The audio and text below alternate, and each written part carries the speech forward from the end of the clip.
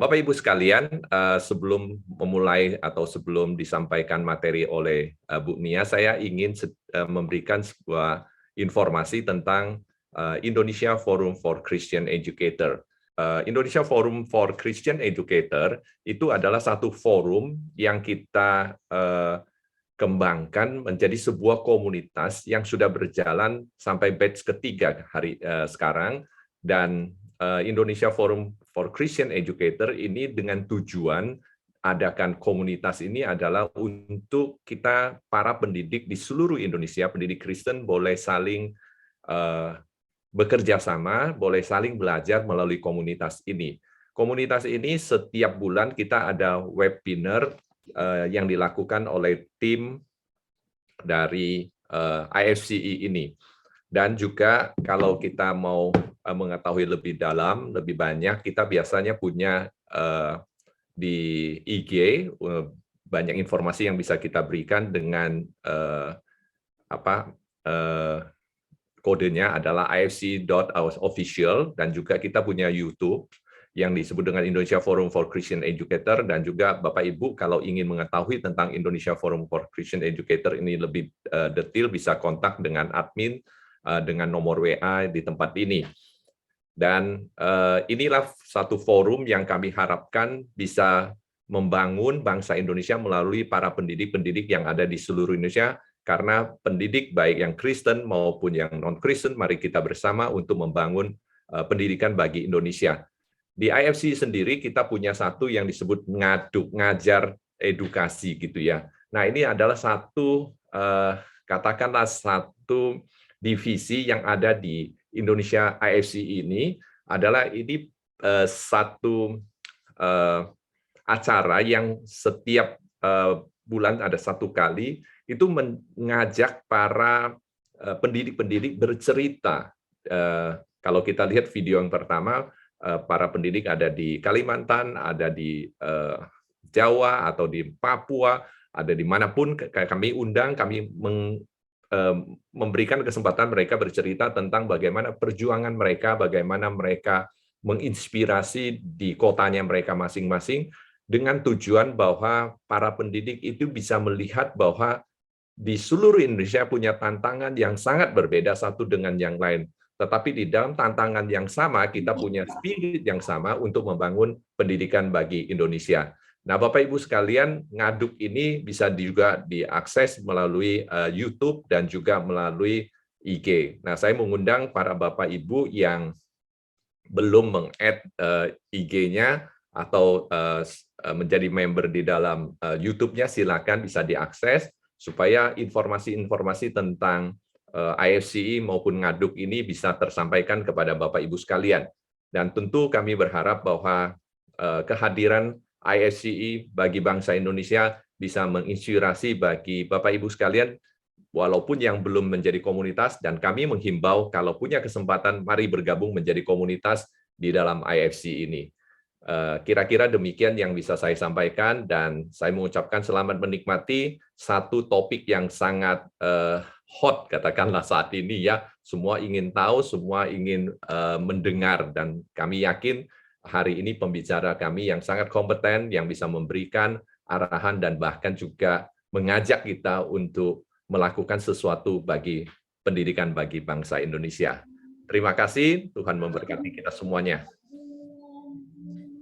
Ya, baik. Terima kasih Pak Budi. Semoga IFC ini sebagai tempat untuk bisa berkolaborasi, berjejaring, sehingga di dalam keanggotaan kita bisa berkontribusi terhadap pendidikan di Indonesia. Ya, Bapak Ibu, kurikulum merdeka itu merupakan harapan gitu ya, harapan untuk kita semua, untuk kita bisa memajukan pendidikan Indonesia. Lalu apa itu kurikulum merdeka? Nah, bagaimana implementasi kurikulum tersebut? Apa yang harus dipersiapkan oleh sekolah? Kita hari ini akan mendengarkan informasi dari narasumber. Ibu Nia merupakan tim ahli program implementasi kurikulum merdeka Kemendikbudristek. Bu Nia juga sangat tepat karena beliau sebagai tim penyusun CP PAUD, penulis dan reviewer perangkat ajar PAUD. Untuk itu, sebelum Bu Nia menyampaikan, saya punya pantun untuk Bu Nia. Hari Minggu, mari kita bertamasya. Jangan lupa membawa bekal makanan.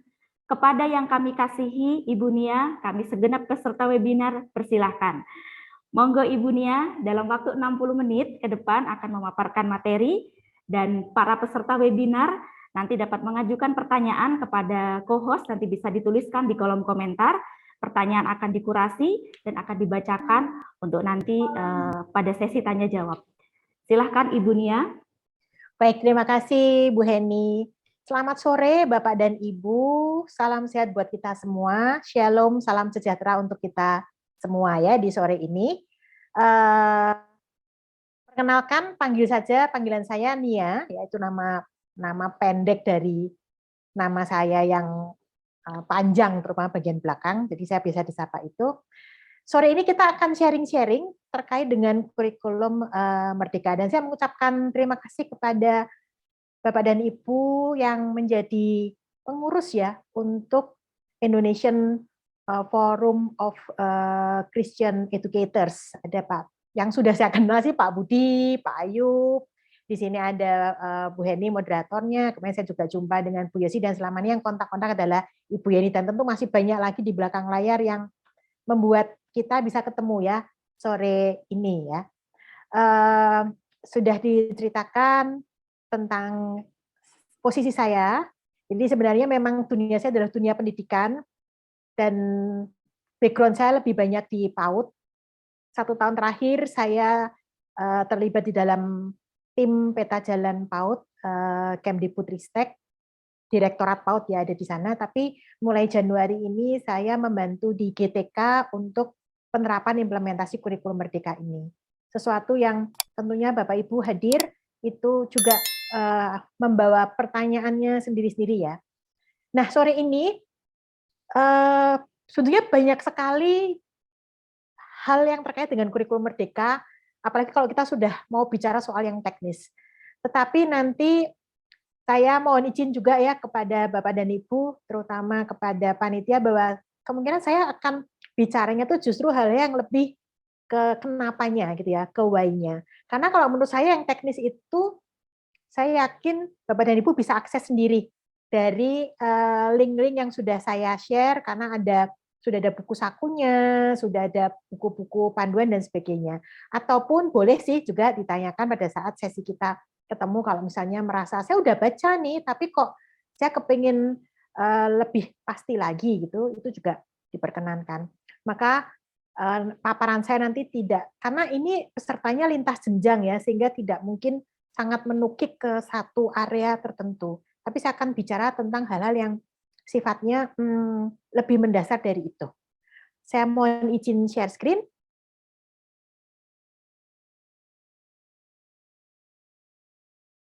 Apakah sudah tertayang?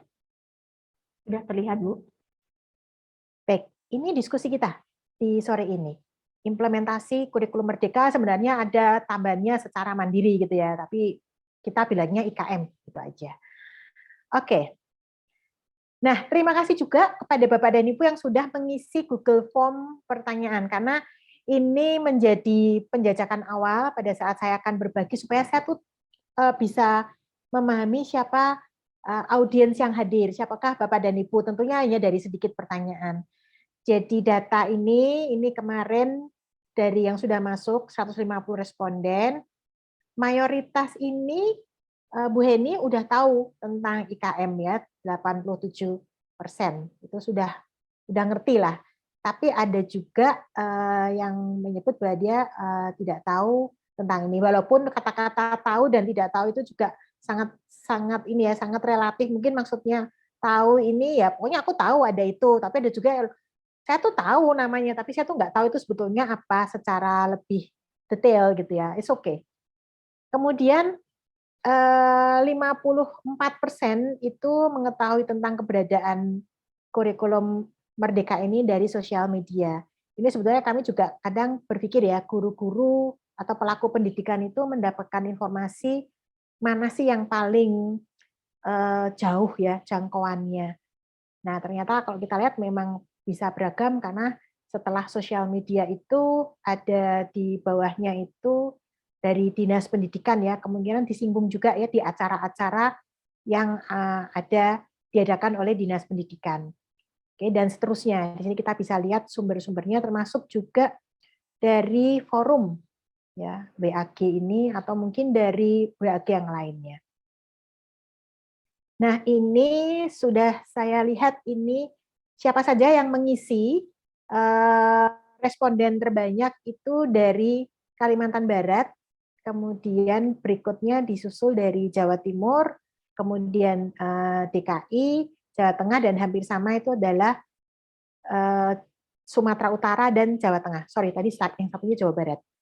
Nah, ini ternyata yang menarik dari data ini setelah saya lihat semua provinsi itu ada yang mengisi Google Form ini.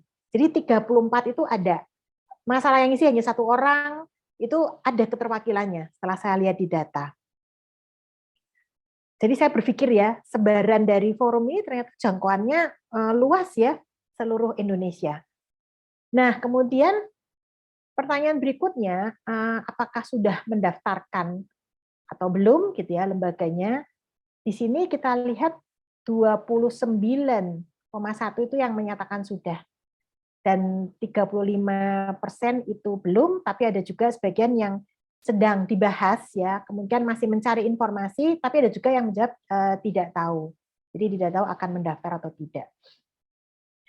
Kemudian pertanyaan-pertanyaan, saya mencoba merangkum sebenarnya ada 3 besaran terkait dengan kebijakan ya. Kebijakan itu kapan akan diterapkan, apakah wajib, kemudian korelasi dengan jam mengajar, seperti apa sih sekolah yang boleh ikut, kemudian apakah nanti ada pelatihan, pendampingan, panduan gitu ya. Kemudian kesiapan satuannya sendiri, selain perubahan mindset, mesti ngapain lagi ya. Lalu bagaimana kesepahaman antara yayasan, juga antara orang tua gitu ya, itu bagaimana setting di satuannya. Dan kemudian teknis ini terkait dengan kurikulumnya. Karena sekarang yang digunakan di kurikulum itu ada yang disebut dengan capaian pembelajaran. Kayak apa ya capaian pembelajaran? Kemudian menurunkannya ke tujuan pembelajaran seperti apa? Turun lagi ke alur tujuan pembelajaran seperti apa? Kemudian karena digaungkan tentang proyek seperti apa proyek? Penerapan per jenjangnya seperti apa? Kemudian kontennya, pengaturan kelas dan sebagainya. Ini hal-hal teknis sebenarnya ada sih kalau memang kita baca, dan saya tahu nggak mudah untuk kita memahami karena ini barang baru ya. Jadi perlu proses kita untuk bisa mencerna hal yang baru ini. Nanti kita lihat apakah bahasan kita sore ini terutama yang poin 3 ini mungkin saya tidak bisa menjawab ya dengan detail karena ini benar-benar rinci, jadi teknis banget. Jadi nanti paling saya akan menyarankan untuk merefer ke buku yang mana gitu ya, atau ke platformnya langsung. Dan 2 yang lain akan kita lihat seperti apa sih sharing kita sore ini, dan semoga saya nanti sempat menjawab dari sharing saya tuh menjawab 2 pertanyaan yang lain. Baiklah, karena hasil tadi kan sebagian besar sudah tahu gitu ya, bahkan sudah ada 20% yang sudah mendaftar. Saya kepingin keterlibatan aktif dari Bapak dan Ibu untuk mengisi pertanyaan yang ada di slido.com ini. Silakan bisa pakai QR code ini langsung, atau mau klik ke slido.com dengan kode 685814. Nanti akan kita lihat bersama respon atas pertanyaan. Pertanyaannya gampang kok. Jadi apa sih yang terlintas gitu ya di benak, tentunya setelah membaca atau mungkin setelah tahu gitu ya apa yang dimaksud dengan kurikulum merdeka. Silakan Bapak dan Ibu kalau mau bergabung. Habis ini saya akan buka interaktif slidonya. Kalau masih mau di scan dulu ini QR code-nya atau ketik 685814.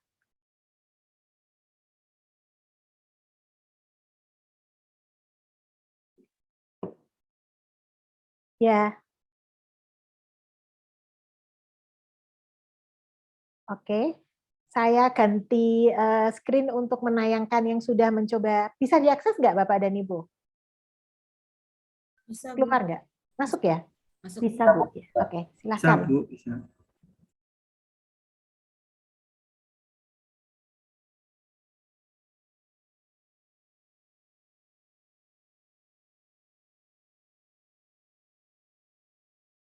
boleh dengan kalimat pendek, tapi kalau kepengen yang panjang-panjang pun juga oke, nggak apa-apa.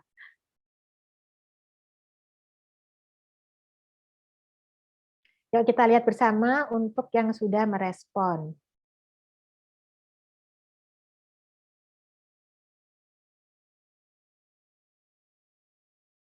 Baik, kita lihat ya di sini ya. Menarik, guru dituntut kreatif. Oh, dari bawah harusnya. Seru, semangat untuk ikut dan implementasi. Peserta didik bebas memilih mata pelajaran yang diinginkan, sekolah bebas mengelola kurikulum yang diterapkan, menyenangkan, berpusat pada murid. Ada yang memunculkan pertanyaan, mendapatkan pendampingan teknis nggak ya jika mendaftar secara mandiri? Diferensiasi sesuai kebutuhan anak, pembelajaran yang bermakna, apakah kurikulumnya akan memenuhi keterampilan belajar anak di setiap jenjangnya, kesempatan melakukan perubahan dan pengembangan dalam pendidikan khususnya dengan dasar iman Kristiani, kesempatan yang terlintas di pikiran saya adalah model pembelajaran yang inovatif, guru dituntut kreatif dan kolaboratif gitu ya, menarik, bagian dari solusi pendidikan Indonesia saat ini terutama akibat pandemi. Sangat baik memungkinkan siswa untuk berkembang sesuai dengan kodratnya, jadi tahapan perkembangan anak. Perubahan paradigma pembelajaran, perubahan yang semakin baik, saya merasa jadi guru yang merdeka, bisa mengajak anak belajar dengan gembira sesuai minat mereka. Fokus materi esensial, kurikulum ideal yang diharapkan selama ini, merdeka belajar yang sebenarnya, kreativitas, pembelajaran berdiferensiasi, inovasi dan berkembang, inovatif, kurikulum pendidikan yang mandiri, kreatif dan lebih baik, sangat menarik, kebebasan bagi guru dalam mengajar dan bagi murid dalam memilih pembelajaran, merdeka, kolaborasi, kreatif, dinamis dan kreatif dalam pembelajaran sesuai kebutuhan. Semerdeka apa kurikulum ini dalam memberi kebebasan pada guru untuk mengatur pembelajaran? Keleluasaan sekolah mengelola kurikulum sendiri, fokus pada minat dan bakat anak, mempermudah guru, siswa, dan sekolah, kurikulum pemerintah yang berbasiskan pada pendekatan minat dan bakat peserta didik sehingga kurikulumnya tidak mengeneralisasikan setiap murid, yes. Berpusat pada murid, kreatif dan menarik, semakin membantu kami sebagai sekolah penggerak. Ada yang sudah ikut sekolah penggerak ya di sini ya? Sekolah lebih merdeka menyusun kurikulum sesuai dengan konteks sekolah, menantang tapi menyenangkan, merdeka tapi nggak sepenuhnya merdeka, ini menarik nih. Merdeka tapi nggak sepenuhnya merdeka. Menarik, hanya guru perlu benar-benar dibekali, berpusat pada murid, mengacu pada pendekatan bakat dan minat, tingkat pembelajaran disesuaikan dengan peserta didik, perubahan dari guru, IKM lebih kreatif, gampang, asik, menyenangkan, pembelajarannya mengacu pada pendekatan bakat dan minat, siswa dapat memilih pelajaran yang ingin dipelajari, perubahan paradigma, materi yang esensial, yes, love of learning dan kegigihan dari guru agar bisa beradaptasi, inovatif, kreatif, kemerdekaan sekolah untuk mengembangkan kurikulum yang sesuai dengan visi misi. Oke, perbaikan proses pembelajaran supaya menyenangkan. Kurikulum memenuhi kebutuhan anak berdasarkan jenjangan, membuka kesempatan untuk Bible integrated. Kurikulum dengan struktur lebih fleksibel, berbasis proyek dan mengembangkan profil pelajar Pancasila. Tantangan besar, kesempatan besar untuk jadi guru lebih kreatif, bergerak dan menggerakkan, guru lebih fleksibel mengajar karena terlihat dari capaian anak, pembelajaran bermakna, lebih menuntut guru untuk kreatif, ya, tantangan pendidik untuk lebih kreatif. Oke. Anak punya kebebasan belajar, guru mesti kreatif dan mampu mengelola pembelajaran atau kelas dengan baik, leluasa, belajar bebas, harus belajar. RPP-nya seperti apa? Apa ganti format lagi? Nanti kita lihat. Ada sebetulnya ya, Bapak Ibu, di buku-buku panduannya itu, murid berkembang sesuai minat dan bakat, guru tidak dibebankan hal administratif, kemajuan pendidikan di Indonesia yang selama ini belum dapat berkembang, inovatif kreatif dengan pengasahan dan penajaman karakter. Oke, baik. Differentiated learning dan student center, realistis, murid bebas memilih sesuai minat dan bakat. Oke. Saya akan baca yang kira-kira ini ya, apa namanya, agak berbeda gitu dari jawaban yang lainnya. Terima kasih loh, ini partisipasinya luar biasa sekali ya Bapak dan Ibu. Oke. Pembelajaran bermakna dan mengarah pada porsi. Oke. Menggali minat dan bakat siswa. Standar ketercapaian diserahkan ke sekolah masing-masing. Ya, turunan dari CP. Baik, tapi masih memikirkan untuk evaluasi yang personal dan selaras dengan kebutuhan masyarakat. Semoga ada alignment yang baik antara pusat pemerintah daerah dan pengawas sekolah untuk memberikan ruang bagi sekolah dan guru untuk menjalankan pendidikan yang merdeka. Ini pasti punya pengalaman merasa kok saya masih disalah-salahin ya sama penilik, sama pengawas gitu ya. Padahal rasanya saya udah bener deh. Sedikit curcol kali ya. Butuh yang dana besar untuk melakukan project based learning. Apakah dana BOS akan ditambahkan setiap anaknya? Nah ini ada yang mempertanyakan soal dana. Baik, sebelum ke sini tadi sepertinya ada yang dari sekolah penggerak. Ada yang hadir di sini ya? Silakan, bisa raise hand. Dari TK Kristen Immanuel. Apakah berkenan untuk ngobrol dengan saya? Boleh. Namanya siapa ini? Bisa di spotlight juga ya? Ibu Heni, betul ya? Ya. Ya, Pak. Ya, Ibu. Oke, silakan Ibu Heni. Saya pernah ketemu Ibu waktu Ibu kasih kami materi tentang assessment untuk kami yang PAUD. Saya kebetulan dari TK, Bu. TK Kristen Immanuel. Dan kami di Pontianak angkatan pertama, di Kalimantan Barat khususnya angkatan pertama sekolah penggerak. Kemarin ikut ngobrol dengan teman-teman Kalimantan ini ya, Kalimantan, Pontianak ya Ibu? Ya, yang waktu itu kita ketemu dengan Dr. Yuli juga, Yulianti. Bukan, kemarin minggu lalu saya ngobrol dengan Pak Yusuf pelatih ahli, dengan teman-teman dari Sintang, dari Pontianak. Itu dari lain, Pak Yusuf lain dengan saya pelatih ahlinya, Ibu Mas Asarina Mariska. Oke, beda zona. Baik, Bu Heni silahkan bisa bercerita ya dengan teman-teman sekalian. Sebenarnya apa sih yang sudah dipraktekkan? Kan udah ngerasain berapa Bu kira-kira? Kalau PAUD tuh masih belum ada 7 bulan ya? Belum Bu, kami Oktober baru mulai. Oke, silakan Ibu cerita Ibu. Ini malah sudah hands on. Mungkin digabung sekalian dengan Pak Mardin Lauli ya. Sekolah penggerak juga ya Pak Mardin? Iya Bu, sekolah penggerak saya perkenalkan nama saya Mardin Lauli, saya dari Aceh SMA Bu, tingkat SMA ya. SMA Metodis Banda Aceh. Saya juga ikut angkatan pertama untuk sekolah penggerak. Oke, kita dengarkan langsung ini Bapak-Bapak, beliau-beliau yang sudah menerapkan kurikulum merdeka, karena sebenarnya kurikulum merdeka ini ya yang diterapkan di sekolah penggerak. Waktu itu memang belum di launching namanya, jadi launching kurikulum merdeka nama ya, itu 11 Februari. Sebelumnya disebutnya kurikulum dengan paradigma baru, atau terus kemudian kurikulum prototype gitu ya. Yeah. Jadi Bapak Ibu yang hadir jangan loh, kemarin barusan kurikulum prototype, kok sekarang keluar yang baru, kurikulum merdeka gitu kan.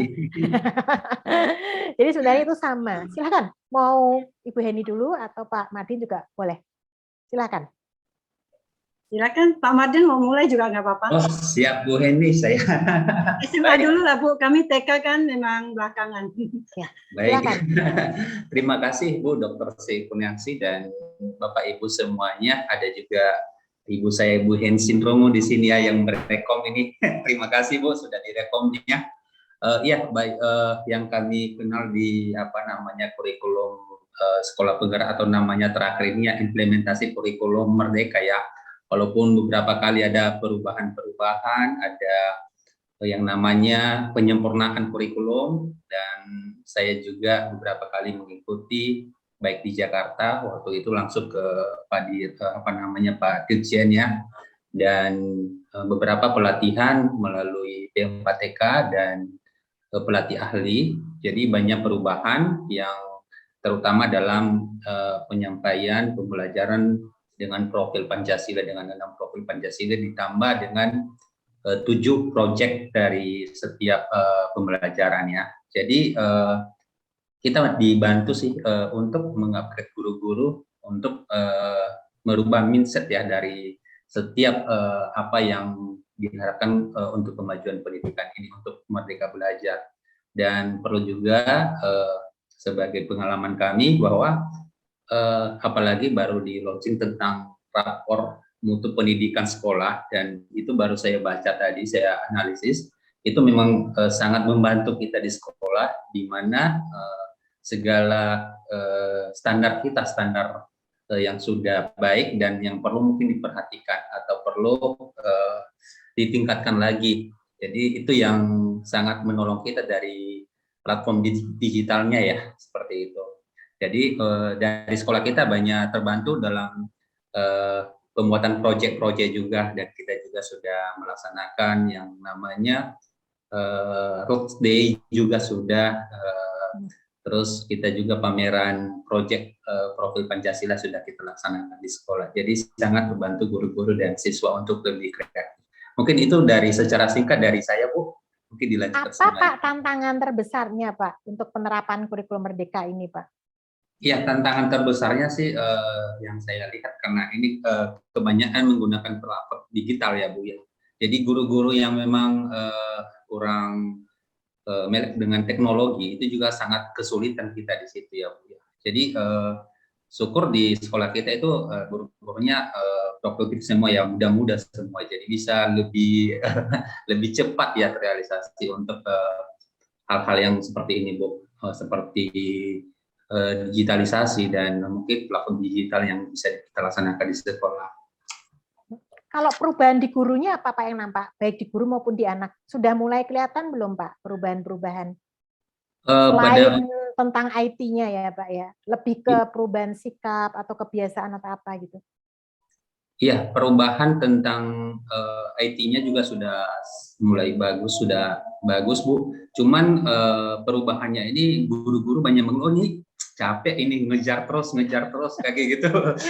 Karena kalau nggak di-upgrade terus kan itu pasti ketinggalan. Karena informasi juga seperti beberapa informasi yang misalnya dari nama kurikulum aja bisa berubah-ubah. Jadi kita juga harus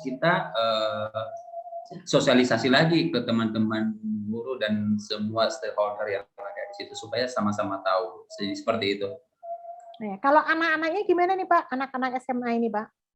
Kalau anak-anaknya sih dari hasil proyek ya, di situ kita kelihatan, dan dari karakter juga kita juga lihat evaluasi dari nilai rapor kita itu, saya lihat juga nilai karakter, nilai profil Pancasila itu sangat bagus dari rata-rata, di atas rata-rata. Itu jadi salah satu indikator untuk melihat perkembangan dari sebelumnya, seperti itu Bu.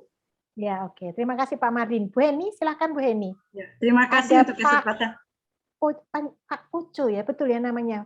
Apa ini? Itu Pak Heri, Bu. Pak Heri juga salah satu iya, sekolah saya penggerak. dari SMP, dari sekolah penggerak. Cuma saya Kami sama posisi satu yayasan. Beliau dari SMP, saya dari TK-nya. Oke, baik, silakan Bu Heni. Ya, terima kasih Bu Ani, Bu terakhir ketemu Ibu saya senang ya, karena waktu itu yang tentang bagaimana asesmen untuk TK. Walaupun sampai hari ini belum ada finalnya ya Bu ya, kami belum mendapatkan raportnya karena katanya baru untuk SD ke atas. Oke, untuk TK kita dinamakan fase fondasi. Jadi ketika kami terdaftar, ikut tes sekolah penggerak. Untuk pertama kali memang cukup berat untuk TK yang angkatan pertama ya, itu berat karena kami harus melalui banyak tes. Yang angkatan kedua, ketiga mereka sudah lebih tenang karena tidak perlu tes seperti kami yang angkatan pertama. Dari segi kurikulum saya sendiri merasakan sangat banyak perubahan, dan yang paling pasti teacher minded-nya atau teacher centered-nya sudah berubah. Jadi di TK kami sudah benar-benar menerapkan student center. Anak-anak kami sudah, untuk yang profil pelajar Pancasila, ke 6-6-nya hampir semua sudah bisa kami lakukan. anak-anak kami semakin mandiri, bernalar kritis, dan juga dari ke-6 profil itu kebinekaan global, agama, beriman, bertakwa, akhlak ya, itu sangat bertakwa kepada Tuhan Yang Maha Esa, itu yang akhlak, dan juga kreatif. Itu sangat kami lihat karena bisa dilihat dari proyek-proyek yang mereka lakukan. Dan yang bagusnya lagi, guru-guru sekarang hanya fasilitator. Jadi memang guru harus berinovatif ya. Dia semakin berinovasi untuk dulu kalau satu proyek anak semua kerjakan yang sama. Kalau dulu, Bu. Sekarang satu macam proyek bisa beraneka ragam keluarnya. Jadi itu perbedaan yang sangat kami rasakan. Guru-guru juga semakin kreatif, baik dari segi digital dan segalanya. Kemudian untuk literasi, anak-anak juga semakin hebat. Di TK kami setiap minggu yang berbasis buku itu setiap minggu satu kali. Karena kami masih ada program lainnya. Yang berbasis buku itu 1 minggu sekali. Ketika selesai guru-guru membacakan literasinya, membacakan ceritanya, yang konsep dasarnya atau yang menentukan ini pesan moralnya apa, bukan guru lagi. Jadi semua murid. Jadi untuk namanya Merdeka Belajar itu benar-benar merdeka.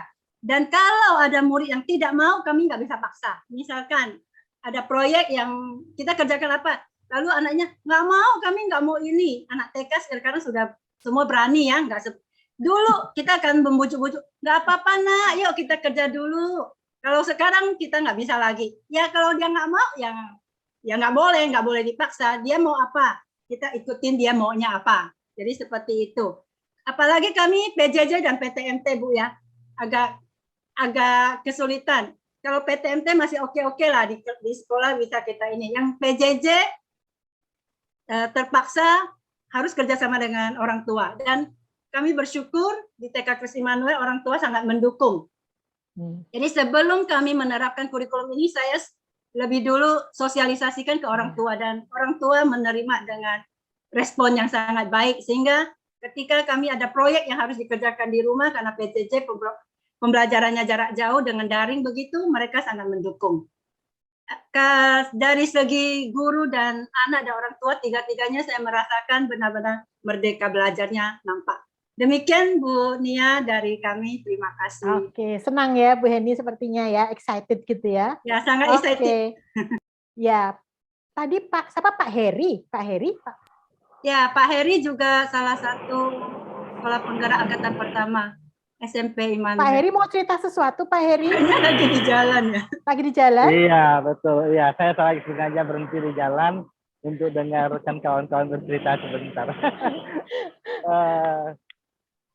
Iya betul Bu. Jadi kami ini sama-sama dengan Bu Heni juga sama-sama di satu yayasan Bu ya. Artinya kita di awal-awalnya kita nggak tahu bahwa ada kurikulum baru ketika kita coba mendaftar sebagai sekolah penggerak. Namun seiring dengan perjalanan memang banyak sesuatu yang luar biasa sih Bu ditampilkan di sini. Artinya ketika kondisi pandemi seperti ini dengan adanya kurikulum merdeka sangat sekali membantu kita. Ya, dalam arti mengejar ketertinggalan dalam proses pembelajaran. Tetapi yang mau saya sampaikan ya, seperti yang Bu Heni ceritakan panjang lebar tadi, tetapi satu yang mau saya tekankan adalah bahwa satu, itu kita harus mengubah mindset guru kita, Bu. Jadi kalau kita sudah mampu mengubah mindset guru kita, maka kita bisa menjalankan program kurikulum merdeka ini dengan baik. Karena saya rasa sangat mendukung di dalam proses pembelajaran. Nah, saat ini di sekolah saya lagi menjalankan namanya komunitas praktisi Bu. Jadi dengan komunitas praktisi saya yakin banyak bisa membantu guru-guru saya saling berbagi ya dalam proses mengajar di dalam pendekatan konsep kurikulum merdeka seperti itu. Namun saya pikir di tengah-tengah kondisi kami yang sempat PJJ kemarin, kemudian tatap muka, kemudian PJJ lagi, ada beberapa hal sih yang kami rasakan agak terganggu, khususnya berkaitan dengan profil pelajar Pancasila ya. Karena kalau PJJ kita nggak bisa melakukan proyek profil Pancasila itu dengan baik. Namun puji Tuhan, dengan seiring berjalan bahwa kita kembali lagi PTMT ya, sehingga kita kembali lagi melakukan proyek. Karena proyek itu sangat luar biasa Ibu, sebetulnya membantu sih anak-anak kita dalam proses untuk mencapai 6 elemen profil pelajar Pancasila tadi ya. Saya pikir itu sangat luar biasa karena proyek itu sendiri kan tidak berkaitan dengan mata pelajaran, tetapi memang berkaitan dengan tema yang disiapkan. Kemudian kita membentuk tim di dalamnya yang akan memproses daripada perubahan karakter. Jadi mungkin yang saya mau tekankan pada kawan-kawan terkait proyek pelajar Pancasila ini sebenarnya bukan produknya yang kita pikirkan, tetapi bagaimana perubahan karakter yang muncul dari setiap proyek yang tema yang kita pilih itu. Jadi kita coba melihat perubahan-perubahan karakter anak-anak dari setiap pertemuan ke pertemuan berikutnya, sampailah karakter yang kita harapkan itu mungkin bisa bertumbuh sesuai dengan harapan kita atau sangat bertumbuh gitu, seperti itu yang harapkan. Jadi saya nggak bisa cerita banyak lagi, mungkin tadi udah diwakili teman-teman saya sih, tapi saya menekankan bahwa esensi sebagai kurikulum Merdeka tadi sebenarnya adalah membantu kita juga untuk dalam proses pembelajaran di mana guru dimerdekakan untuk menentukan arah mata pelajaran mau diajar kepada anak-anak, sehingga mereka juga lebih fokus kepada kompetensinya, bukan pada kontennya. Begini Bu, karena kita pikir kalau kita masih seperti yang dulu, misalnya kurikulum 2013 masih membatasi pada KKM. Kita tahu bahwa KKM itu sangat tidak adil sebenarnya. Karena apa? Siswa yang tidak punya kemampuan seperti misalnya dia nggak mampu matematika, tapi kita paksa untuk mencapai KKM itu. Mau tidak mau mungkin bisa merusak karakter anak itu berkaitan dengan kemampuan bakat alami dasar anak itu. Misalnya contoh, saya berikan contoh misalnya bebek. Bebek itu kan adalah makhluk yang kemampuannya adalah di bidang berenang. Kita paksa lari bisa nggak? Pasti bisa. Tetapi apakah sedang semaksimal seperti kijang? Saya yakin tidak, kan gitu. Nah, tetapi kalau kita paksakan terus, apa yang terjadi? Bisa jadi setelah bebek itu rusak, kemudian kita tes berenang bebek akan gagal menjadi seorang bebek berenang yang baik. Nah, disitulah kita pikir dengan adanya kurikulum Merdeka ini, saya pikir berbasis karena memperhatikan kodrat alam dan kodrat zaman anak-anak, saya pikir ini sangat mendukung sekali untuk anak-anak yang merasakan merdeka belajar itu. Artinya sesuai dengan kemampuan mereka. Kemudian pembelajaran pun secara diferensiasi gitu kan kepada anak-anak itu. Sesuai dengan bakat, minat dan kemampuan anak.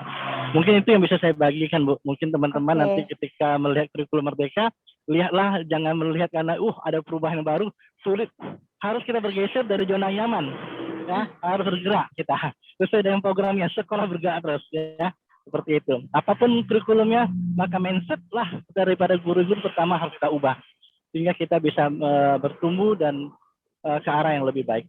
Itu saja yang bisa saya sharingkan Ibu. Terima kasih. Baik, terima kasih. Terakhir sebelum Bapak dan Ibu melanjutkan dengan ya ikut kelas ini ya tentunya. Kegiatan proyek penguatan profil pelajar Pancasila, apakah membutuhkan biaya yang besar? Iya, tidak Bu. Tidak Bu, sangat tidak. Itu tinggal tema yang kita pilih saja. Gimana kita kita harus memikirkan menyelesaikan masalah berkaitan dengan aset, bukan aset kekurangan masalah, tapi berkaitan aset sekolah. Nah, kalau kita memperhatikan sebagai aset, maka kita bisa menyelesaikan semua itu dengan baik. Artinya tidak harus mengeluarkan uang yang banyak, sepertinya betul, proyek kemudian harus beli-beli gitu, tidak ya? Tidak perlu. Itu menggunakan luspart Bu. Ya, luspart, istilah kalau di PAUD luspart. Baik, Ibu Heni, Pak Heri, terima kasih sharingnya.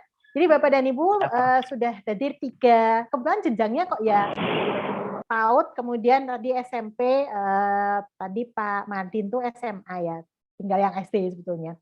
Itu sudah menceritakan langsung ya pengalaman beliau-beliau terkait penerapan kurikulum Merdeka. Oke, jadi nanti kalau kepengen tanya dengan detail justru ke mereka-mereka itu ya malahan ya, yang benar-benar sudah menerapkan secara langsung selama beberapa bulan ini. Belum ada setahun sih. Saya akan lanjutkan lagi ya. Sebenarnya Bapak dan Ibu, teman-teman semua, kata kunci yang paling mendasar itu adalah terkait dengan transformasi pendidikan. Saya senang sekali mendengar sharing dari 3 teman-teman kita seperjuangan ini yang sudah menerapkan kurikulum Merdeka, ternyata tidak terjebak pada ini susah loh. karena ini berubah. Nanti administrasinya repot loh.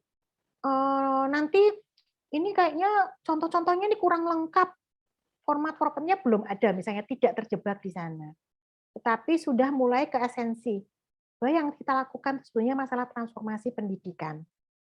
Maka bersiaplah untuk melihat ini bukan sekedar ada kurikulum baru, apalagi kemudian biasalah kalau ganti menteri, ganti kurikulum, sebenarnya nggak di sana ya, teman-teman, Bapak dan Ibu. Karena kalau kita sudah siap bertransformasi dulu, sampai kapanpun, kalau nanti yang namanya kurikulum itu kan nggak ada yang statis, nggak usah kurikulum lah. Cobalah kita lihat handphone kita ini loh, udah ganti berapa kali, Bapak Ibu? Sering kan sudah, karena memang mau tidak mau kan harus di-update, harus di-upgrade gitu ya, sesuai dengan mengikuti perkembangan-perkembangan yang terjadi, kebutuhan-kebutuhan yang terjadi. Apakah anak-anak sekarang sama dengan anak-anak yang dulu? Apakah guru-guru sekarang itu sama seperti zamannya guru Omar Bakri gitu ya, kalau ada lagunya? Kan tidak. Maka kesiapannya itulah yang sebetulnya kita perlukan untuk bisa bertransformasi. Terus kalau itu sudah siap, itu sebenarnya enak tuh. Kita tuh tidak akan menjadi pelaku pendidikan yang kagetan, terus kemudian ngomel-ngomel gitu ya. Wah, apaan sih ini? Enggak, whatever. Karena esensinya udah kepegang dulu. Nah, itu yang sebenarnya banyak ditanamkan di sekolah penggerak juga, dan satu lagi sebetulnya guru penggerak. Guru penggerak itu 9 bulan bahasanya apa ya? Digembleng ya sebetulnya, didampingi untuk berproses supaya mereka itu punya modal. Mereka memang tidak diberikan materi yang tentang kurikulum merdekanya, tapi sebagai educator, sebagai penggerak ya di dunia pendidikan, lebih ke sananya. Jadi mereka orang-orang yang akan siap bertransformasi apapun itu muatannya. Oke. Maka menjadi pertanyaan kita bersama sebenarnya kan, dikait-kaitkan ini ya. Sebenarnya krisis pembelajaran apakah dimulai sejak pandemik COVID-19 ini? Rasanya ini kan kayaknya jadi kambing hitam ya. Semua itu ini gara-gara nih pandemi, gara-gara pandemi. Tapi yuk kita sama-sama mulai mengkritisi. Apa iya gara-gara ini ya dimulainya, sementara dulu tuh sebetulnya everything is okay, baik-baik saja. Ternyata banyak sekali yang membuktikan bahwa sebenarnya krisis pembelajaran di Indonesia tuh sudah berlangsung lama dan belum membaik dari tahun ke tahun.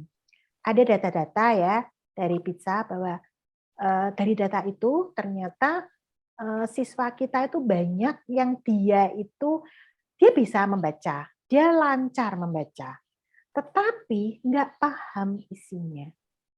Ini benar-benar kalau saya sharing di dunia PAUD ini PR besar banget.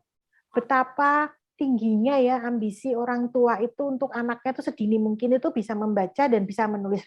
Rasanya tuh jadi kebanggaan gitu. Karena seakan-akan kemudian nanti untuk jenjang berikutnya akan lancar jaya gitu ya. Karena wah anak saya nih loh masih di TK, masih di kelompok bermain ini udah bisa loh yang namanya Inggris. Jadi kayak kelirumologi yang membanggakan sesuatu yang sebenarnya nggak tepat. Akhirnya kan berjamuran kan ini kalau kita lihat lembaga-lembaga bimbel-bimbel gitu yang drilling ya, schoolification tuh loh. Anak tuh di drill. Apakah anak itu kemudian yang terjadi dengan dia apa? Dia bisa membaca karena otak itu kan memang didesain oleh Tuhan itu kan dengan sangat luar biasa banget. Dengan proses drilling, dengan dipaksa gitu tuh pasti bisanya. Tetapi dampak jangka panjangnya itu loh. Tentang justru ke school readiness-nya, banyak hal. Tetapi kalau kita cermati di lingkungan sekitar kita, banyak kan ya orang tua yang kemudian memaksakan itu tanpa mengetahui impact-nya apa. Dan kenapa mereka seperti itu? Karena mereka itu nggak ngerti. Nah, peran kita ini sebetulnya menggandeng mereka untuk kemudian memahamkan bahwa tidak pas. Itu tidak sesuai tadi di jawaban-jawaban tadi ya, yang di Slido itu, kodrat gitu ya, bahwa anak itu punya pertumbuhannya masing-masing. Kita itu kan seperti gardener ya, seperti tukang kebun. Jadi kalau anak tuh kita ibaratkan seperti tumbuhan yang memang idealnya dia bertumbuh dengan alami, bukan dibonsai, atau kemudian biar tinggi kita tarik-tarik gitu ya, kan nggak bisa seperti itu. Nah, tugas kita itu kan sebagai gardener itu memastikan, oh ini airnya cukup, oh ini ada hama yang harus kita pastikan nggak kena ke tanaman kita. Oh ini perlu sinar matahari, oh ini tanahnya nih kayaknya perlu dipupuk gitu. Kan tugas kita seperti itu. Bukan tadi yang dibonsai-bonsai, kemudian dikasih hal-hal yang instan yang supaya ini malah mati sekalian kali ya itu tanamannya. Nah, ini yang banyak tidak dipahami juga oleh orang tua ya. Kemungkinan juga membawa fraktal ya polanya, membawa pola asuh masa lalu. Karena kemungkinan dia dibesarkan dengan pola asuh yang seperti itu, yang full of target, harus gini, harus gitu, kebawa nih waktu dia punya keluarga. Padahal waktu dia ngalamin di masa anak-anak pasti menderita. Yang dengan ancaman lah, nanti nggak boleh ini, nggak boleh gitu, kekerasan lah, seperti itu ya. Nah ini, kembali lagi ternyata siswa-siswa itu kalau disuruh baca dia lancar, tapi tidak bisa memahami. Dan juga tidak bisa menerapkan konsep matematika dasar.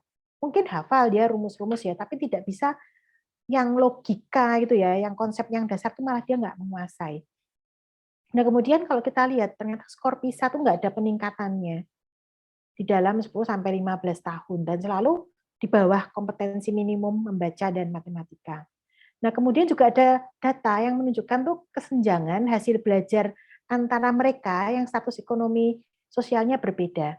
Jadi keluarga yang lebih sejahtera itu punya skor tuh 52 poin lebih tinggi.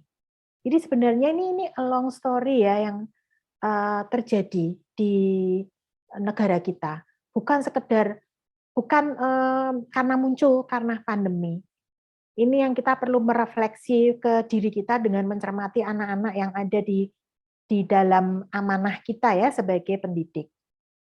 Nah kemudian juga kita lihat ini ya dari survei assessment untuk siswa Indonesia ya, kompetensi siswa Indonesia, aksi itu assessment kompetensi siswa Indonesia itu ternyata kalau kita bicara area itu ada ketimpangan juga teman-teman antara daerah dalam hasil belajar murid. Nah ini ada nih data angkanya nih yang saya tampilkan. Ada wilayah-wilayah yang kesenjangannya itu tinggi sekali itu loh kalau kita lihat antara di Jawa, kemudian di luar Jawa, dan juga antar kelompok sosial ekonomi. Ternyata setelah krisis ini semakin gap-nya itu semakin parah juga. Jadi ini bicara soal data, bukan masalah bicara kira-kira atau apa, ada studinya itu ada. Nah, kemudian ini juga, krisis ini memang pandemi itu juga meningkatkan ketertinggalan pembelajaran, ini terjemahan dari learning loss, dan meningkatnya kesenjangan atau gap pembelajaran. Dari riset ya, pada 2020, dengan sampling 3.391 siswa SD ya dari 7 kabupaten kota di 4 provinsi, itu kemajuan belajar anak dari kelas 1 ke 2 itu dia berkurang. Nah, kalau sebelum pandemi itu adalah sebesar 129 poin untuk literasi dan 78 poin untuk numerasi, ternyata setelah pandemi itu juga turun di kelas 1 secara signifikan. Nah, learning loss ini setara dengan 6 bulan belajarnya anak. Jadi kehilangannya tuh ibaratnya kayak anak ini nggak dapat stimulasi selama 6 bulan gitu. Datanya tuh seperti itu. Jadi kita perlu melihat. Nah, ini saya ambil ya dari paparan Mas Menteri kalau teman-teman kemarin sudah di-share. Maka kemudian ada penyederhanaan kurikulum kan kemarin waktu kita pandemi yang disebut dengan kurikulum darurat ya. Dan ternyata hasilnya itu dengan meringkas mengambil materi yang esensial itu efektif untuk mengejar ketertinggalan ya pada masa pandemi ini. Nah, ini terlihat ya hasil belajar 12 bulan siswa di masa pandemi itu kalau kita lihat asumsinya kalau aman nih situasinya nggak ada pandemi, kita lihat bahwa skor itu dia bisa 522. Nah kemudian sekolah yang masih tetap menggunakan K13 yang utuh, tidak ada pengurangan materi yang diambil yang esensial, itu dia turun. Jadi 482. Tetapi sekolah yang sudah menggunakan kurikulum yang esensial, yang darurat itu, yang diambil aja mana yang memang diperlukan, itu ternyata kalau kita lihat gap-nya ini lebih kecil kan, 517. Dan dari data kementerian itu ada 31,5% sekolah itu menggunakan kurikulum darurat semasa pandemi. Jadi ini hasil analisa dari situasi proyeksi kalau nggak ada learning loss, kemudian saat pandemi dengan sekolah yang tetap K13 utuh dan K13 yang kurikulum darurat. Maka kalau kita lihat ternyata kurikulum darurat yang esensial itu tuh bisa mengurangi dampak pandemi sebesar 73% untuk literasi dan 86% untuk numerasi. Ya, jadi nanti akan kita lihat kenapa sih kok kemudian kurikulum merdeka itu kan spiritnya juga menyederhanakan kan sebetulnya, tidak sepadat dulu gitu ya. Nah, jadi arah perubahannya untuk kurikulum merdeka ini ya Bapak dan Ibu, itu kita lihat bahwa struktur kurikulumnya itu lebih fleksibel. Jadi maksudnya apa sih kok lebih fleksibel? Nah, ini untuk yang menerapkan ya, sekolah penggerak itu sudah mengalami sendiri. Jadi jam pelajaran tuh ditargetkannya tuh durasi waktunya itu tidak dihitung misalnya per mapel dalam durasi waktu tertentu, tapi dikuncinya itu 1 tahun. Mau anak itu mencapainya di mana, tapi dia tidak harus ada target-target yang kemudian anak itu ditarik-tarik ya, dipaksa itu. Ya kayak tadi kata Pak Heri kan, dulu ngejarnya tuh ngejar KKM, harus begini, harus begitu. Dulu kalau guru ngajar, masalah anaknya tuh sudah paham apa belum, lari aja karena, aduh ini kok masih banyak ya yang belum selesai, nanti nggak tuntas nih saya menyampaikan materinya. Nah ini enggak. Kemudian fokusnya itu pada materi yang esensial. Nah, sampai pembelajaran diatur per fase.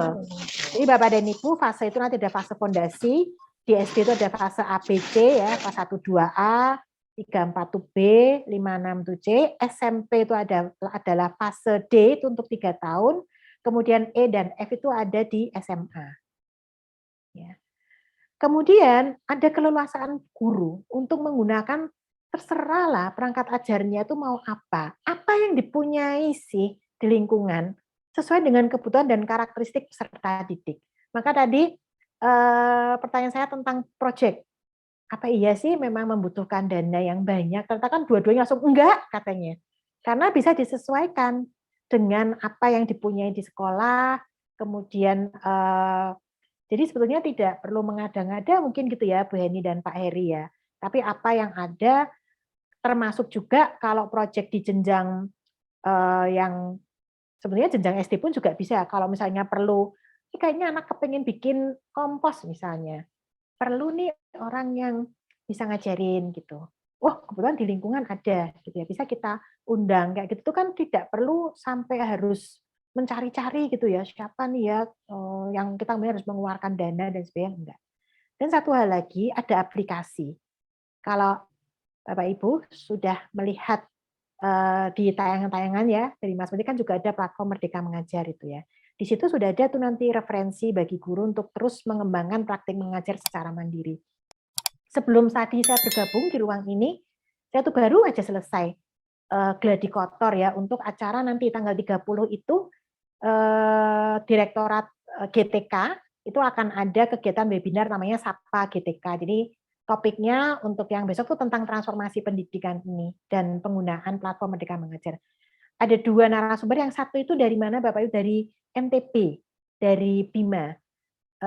Tertarik saya karena beliau itu ternyata sekolahnya sekolah penggerak dan dia itu sudah memanfaatkan platform Merdeka Mengajar.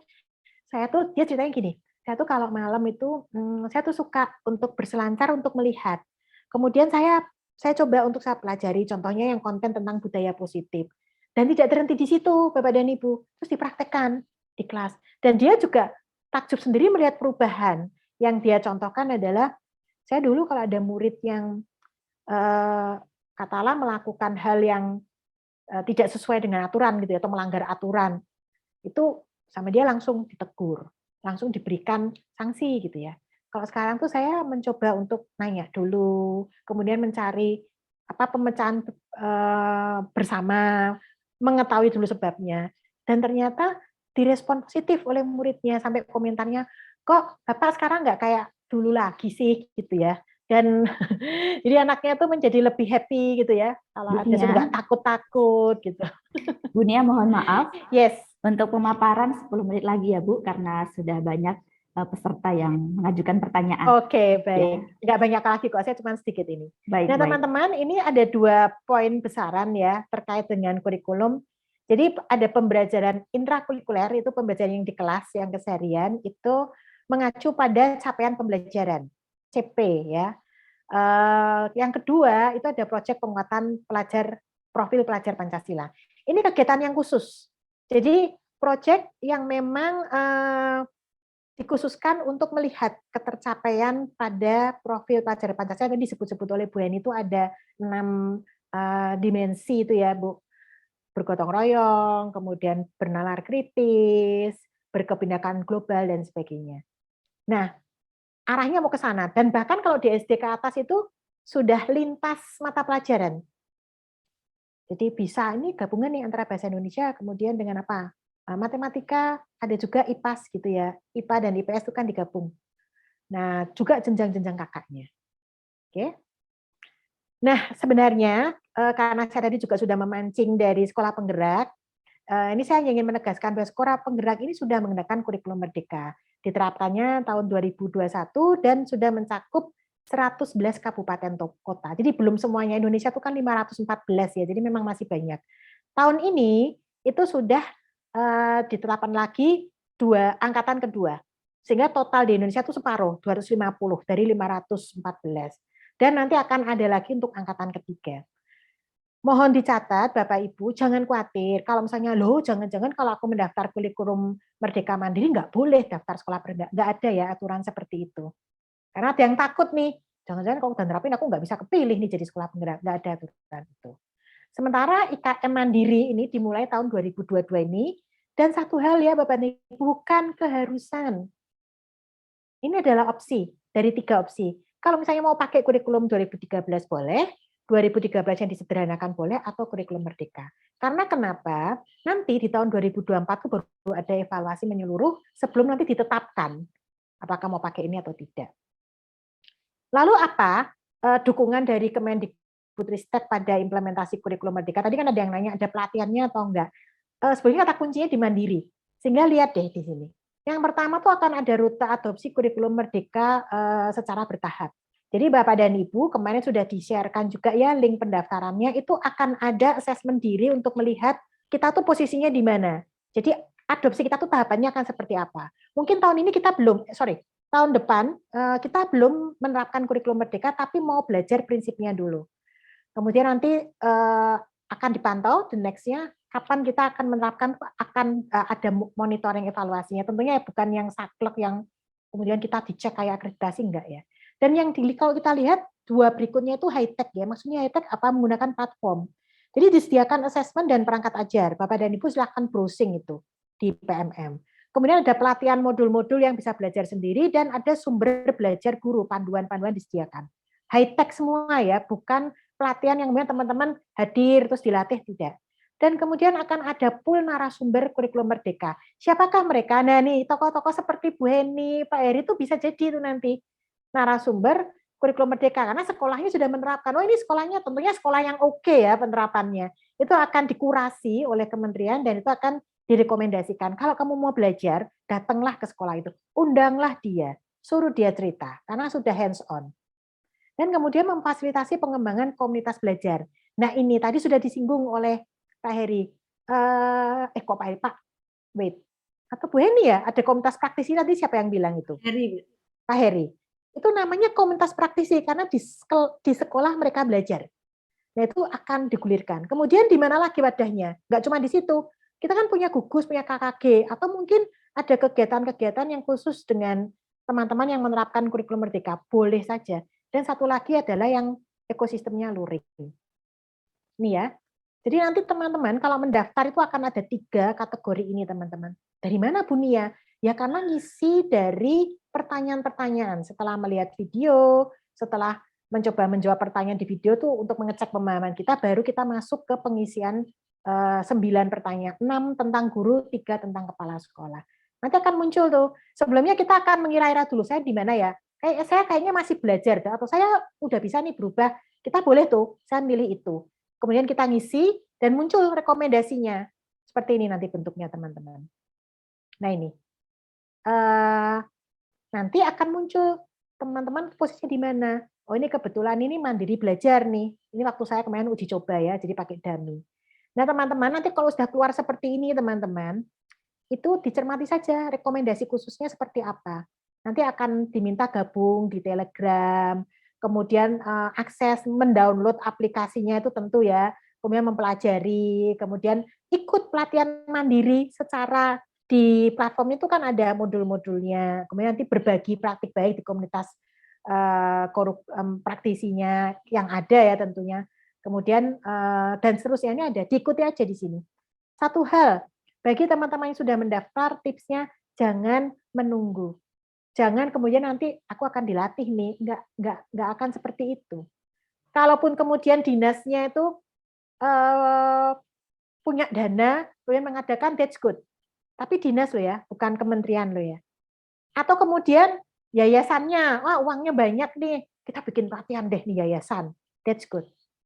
Tapi dari kementerian sendiri tidak ada support yang seperti itu. Ya dukungannya tadi 5, kita siapkan panduan-panduannya. Nah teman-teman, di sini kita lihat ya, transformasi terkait dengan pendidikan. Di manakah Anda berada? Karena menurut Rogers, hanya 2,5% tuh orang-orang maupun kalau kita bicaranya sekolah ya, satuan, itu yang dia dalam kategori inovator, orang-orang yang mau mendobrak. Ini mungkin sebelum ada kurikulum merdeka, dia tuh sudah nyempal ya istilahnya. Aku tuh nggak mau urusan deh, mau seperti apa. I think yang terbaik untuk sekolah saya ini seperti ini gitu kan. Bermainnya sudah diterapkan. Ada nggak sekolah kayak gitu? Ada teman-teman. Sehingga waktu masuk kurikulum merdeka mereka tuh bersorak-sorak. Lah ini yang diinginkan ya kayak gini nih, gitu. Nah diharapkan itu nanti menggeser. Nah sekolah-sekolah penggerak ini itu nanti akan menjadi yang menarik ya, early adopters-nya hanya 13,5%. Nanti ini akan bergerak ke early majority yang agak belakangan, yang sudah setelah ada sosialisasi, ada pendampingan apa ikut. Nah ini orang-orang yang di belakang, ini biasanya orang-orang ini karena kepaksa. Aduh, di yayasan kok semua sekolahnya udah kok saya belum sendiri, nggak enak gitu ya. Itu late majority. Atau yang benar-benar nggak punya akses karena terpencil, terbatasnya informasi itu ya sudah itu laggards yang terakhir. Nanti kalau sekolah yang gurunya banyak, itu juga gurunya tuh bisa dikategori seperti ini loh teman-teman. Guru-gurunya, mana guru-guru kita itu yang inovators, mana yang dia gercep gitu ya, early adopters, mana yang kalau temannya mulai bergerak dia baru ikut nyintil di belakangnya, mana yang akhirnya karena pekewo dan mana yang diem aja gitu ya. Ada. Itu kita bisa mainkan dimanapun. Sama seperti pengguna HP nih loh. Mana yang masih jadul, mana yang sudah update gitu ya. Nah ini saya singgung, ini penting sekali teman-teman. Ini kayaknya slide saya udah tinggal ini deh Bu Eni. Komunitas praktisi di sekolah, jadi akan ada 3. Ini nanti yang akan jadi backbone sebetulnya. Proses belajarnya. Karena jangan-jangan udah gini nih, nggak ada pelatihan, what should I do? Gitu kan, udah bingung. Sebenarnya jangan merasa sendiri teman-teman. Kan ada teman-teman yang lain juga. Maka di sekolah-sekolah yang menerapkan kurikulum merdeka itu nanti diharapkan, bukan diharapkan ya sebenarnya wajib ada ya, guru yang belajar secara mandiri, aku belajar sendiri maupun berkelompok. Kalau dia nggak nyaman dengan sendiri, ayo kita nobar, kita tonton bareng nih apa sih modulnya, terus diskusi. Dan itu sesuai dengan kebutuhan gurunya. Jadi nggak akan ada pemaksaan maupun seragamisasi gitu ya. Nah kemudian teman-teman, ada komunitas belajar antar sekolah. Yang eksis sekarang kan PKG, KKG, MGMP, MKKS, KKS gitu ya. Terus kemudian bisa juga pengimbasan dari guru penggerak, pengimbasan sekolah penggerak. Nah ini yayasan nggak sekarang ini bagian dari komunitas belajar kita ini teman-teman. Kita ketemu di sini. Ada yayasan yang kemudian peduli, ada forum yang peduli, organisasi mitra pembangunan kayak dari Tanoto Foundation, terus Save the Children, ada Tolaram, ada inovasi dan sebagainya. Dan termasuk perguruan tinggi LPTK. Ya. Kalau kayak di PAUD itu kan banyak PG PAUD segala, dan juga mungkin untuk yang lainnya. Dan satu hal PMM. Di dalam PMM itu nanti ada penggerak komunitas daring. Jadi dia akan diseleksi, diberikan pelatihan, dan dia akan membuat kelas-kelas komunitasnya ini secara virtual melalui webinar. Jadi ini yang nanti harus kita cari ada di mana kita bergabung dan aktif. Harapannya seperti itu. Itu Bu Heni, silakan saya kembalikan lagi ke moderator. Baik, ya terima kasih Bu Nia. Ini ada beberapa pertanyaan yang sudah ada beberapa yang secara teknis mungkin nanti bisa dibantu di luar begitu ya Bu ya. Saya akan membacakan terlebih dahulu untuk pertanyaan yang masuk ke kolom komentar. Pertanyaannya Bu, selain semangat untuk mengatasi masalah pendidikan atau pembelajaran, mewujudkan profil pelajar Pancasila, saya juga memaknai kurikulum merdeka bagi sekolah untuk mengembangkan kurikulum, juga kompetensi guru yang semakin memenuhi atau mengikuti standar global atau internasional. Bagaimana pendapat Bu Nia? Saran Ibu untuk kompetensi guru apa saja yang perlu dijadikan prioritas dan dikembangkan? Ini dari Bapak Edi Santoso, dari Sekolah Kalam Kudus, Yogyakarta, Ibu. Nah, ini menarik ini. Perubahan mindset guru.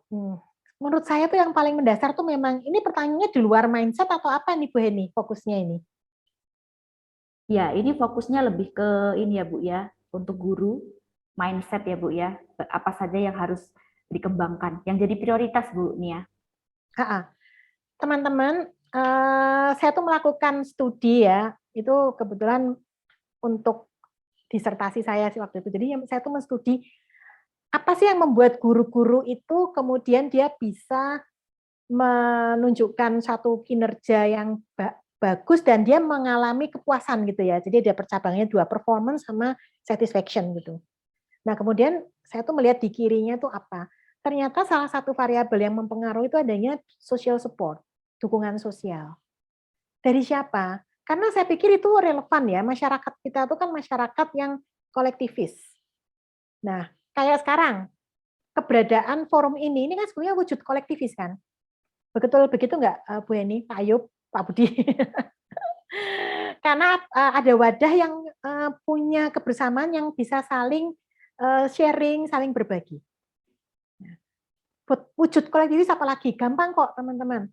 Kita tuh kan paling seneng ya kalau lagi ada acara, ayo bikin seragam.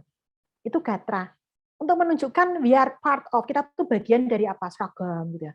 Nggak sempat bikin seragam, dress code. Besok nuansanya merah ya gitu. Besok nuansanya biru.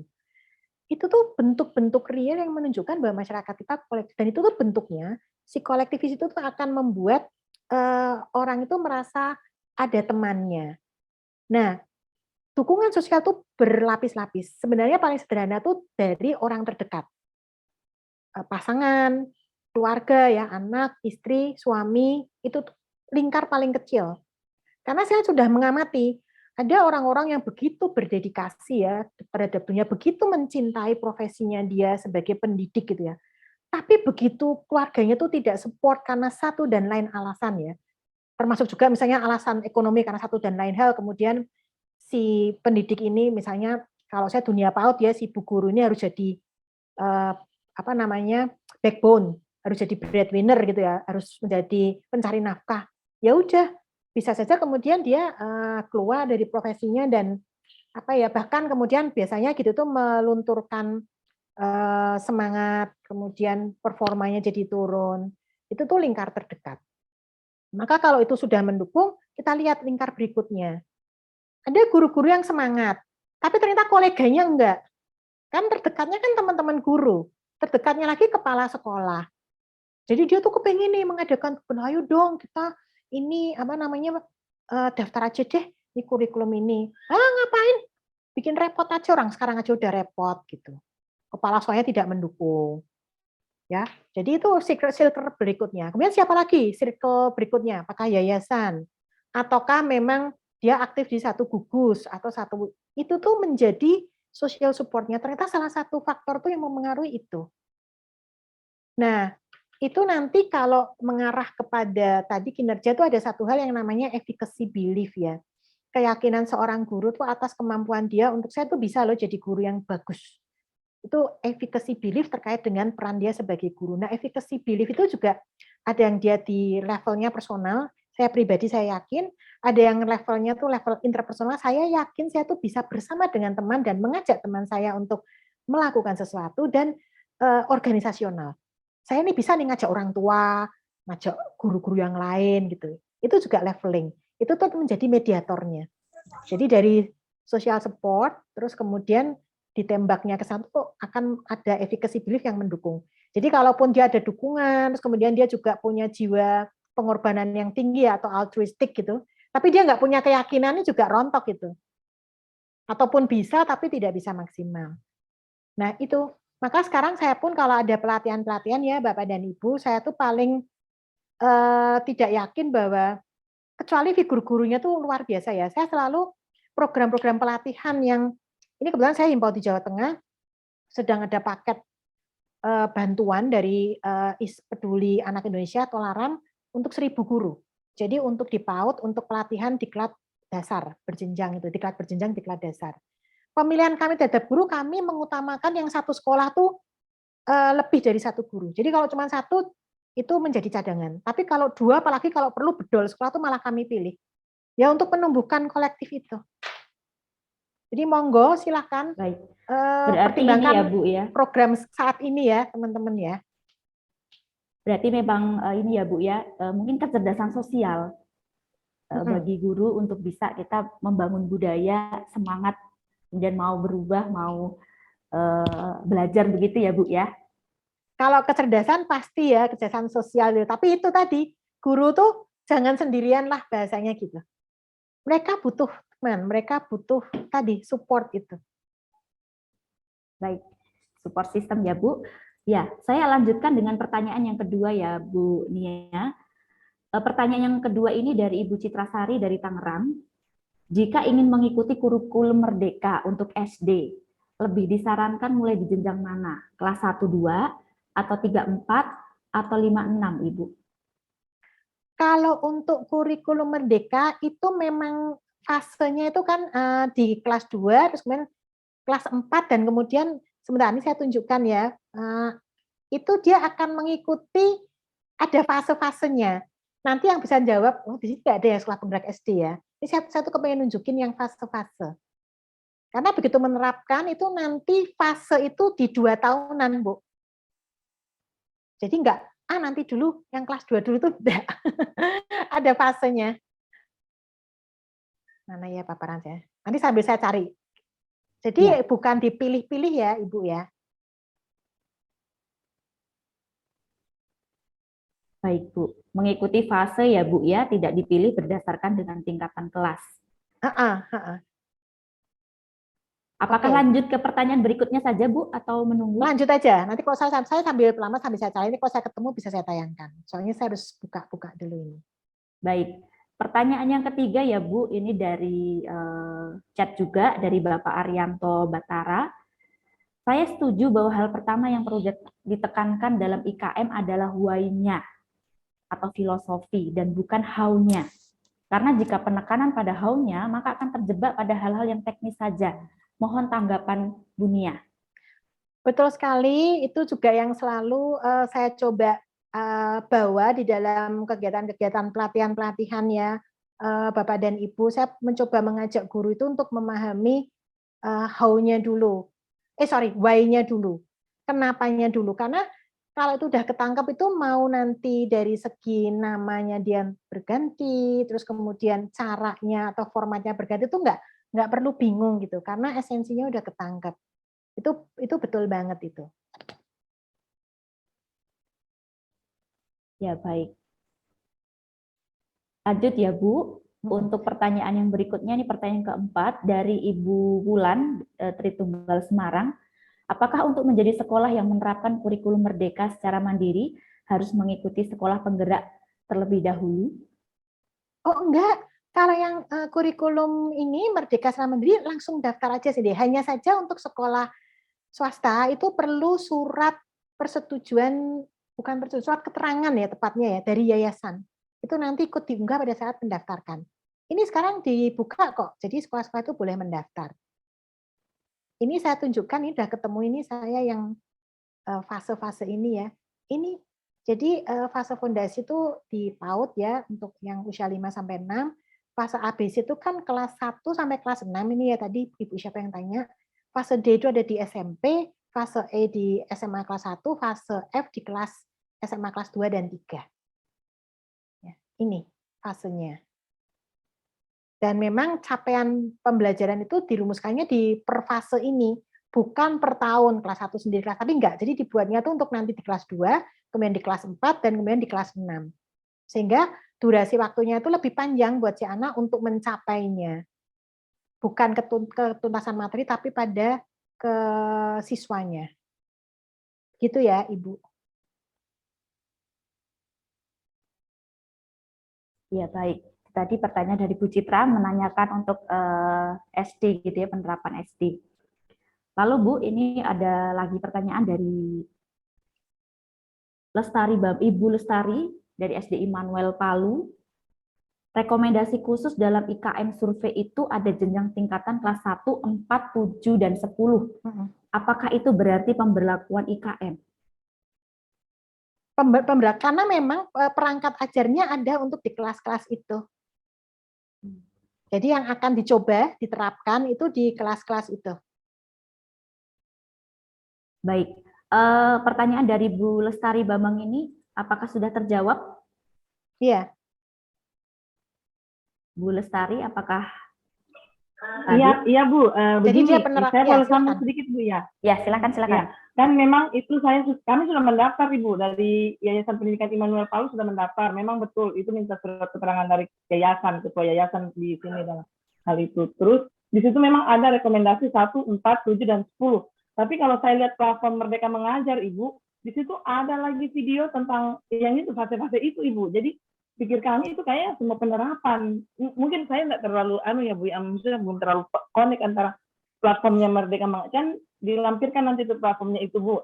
Terus itu kalau memang memperlakukan 1, 4, 7, dan 10, berarti seluruh mapelnya ya Bu ya? Atau bagaimana? Ya itu makanya saya masih kurang mengerti Bu. Ya, penerapannya dilakukannya di kelas-kelas itu, karena itu memang masih awal untuk penerapan ini. Lebih enak sebenarnya kita bisa ngobrol dengan teman-teman yang menerapkan, terutama dari jenjang yang berkelas-kelas. Seperti Pak Heri masih dengan kita nggak ya, atau Pak Mardin? Penerapannya seperti apa Pak? Karena memang di pilihan-pilihan yang muncul itu kan ada dituliskan diterapkan di kelas berapa. Silakan kalau sekolah Merdeka mau sharing pengalamannya. Baik, saya dari SMA Bu ya, saya sharingkan sedikit. Kalau untuk penerapan itu memang kita sesuai dengan yang kita pelajari bahwa penerapan kurikulum Merdeka Belajar itu dilaksanakan di kelas 10 kalau SMA ya. Jadi Dan khusus di kelas 10 gitu ya Pak, tapi 10, nanti akan bergerak ke yang lainnya di tahun-tahun berikutnya. Begitu iya, enggak? seperti tahun ajaran baru berikutnya itu sudah kita persiapkan untuk masuk di kelas 11. Jadi kelas 10 itu kan sudah siswanya kurikulum penggerak, jadi ke kelas 11 nanti jadi terikut. Jadi anak-anak itu tidak terkejut nanti apa ini istilah baru lagi ya. Jadi memang dibentuk dari kelas 10, begitu juga dari sama yang disampaikan Ibu tadi bahwa di SD itu kelas 1, 4 ya, dan 7 kalau di kelas SMP ya. Jadi dia nanti mengikuti terus. Jadi sehingga di tahun 2024 nanti itu semua kelas itu sudah mengikutinya semua. Jadi seperti itu. Jadi bertahap gitu ya prinsipnya ya? Bertahap. Ya. Oke. Bagaimana Bu Lestari Bambang, apakah sudah punya gambaran? Terima kasih Pak. Iya Bu, iya terima kasih. Terima kasih Bu. Ya, saya lihat juga materinya agak lumayan berat memang Ibu ya. Pada saat tempat itu saya buka matematikanya itu sudah, terima kasih Bu ya, terima kasih. Ya. Ya baik, masih ada beberapa pertanyaan Bu Nia di kolom komentar, namun kami memberikan kesempatan kepada Bapak Ibu yang sudah bergabung untuk mungkin menanyakan secara langsung, bisa raise hand terlebih dahulu. Boleh, silakan. Kalau ada yang mau bertanya secara langsung.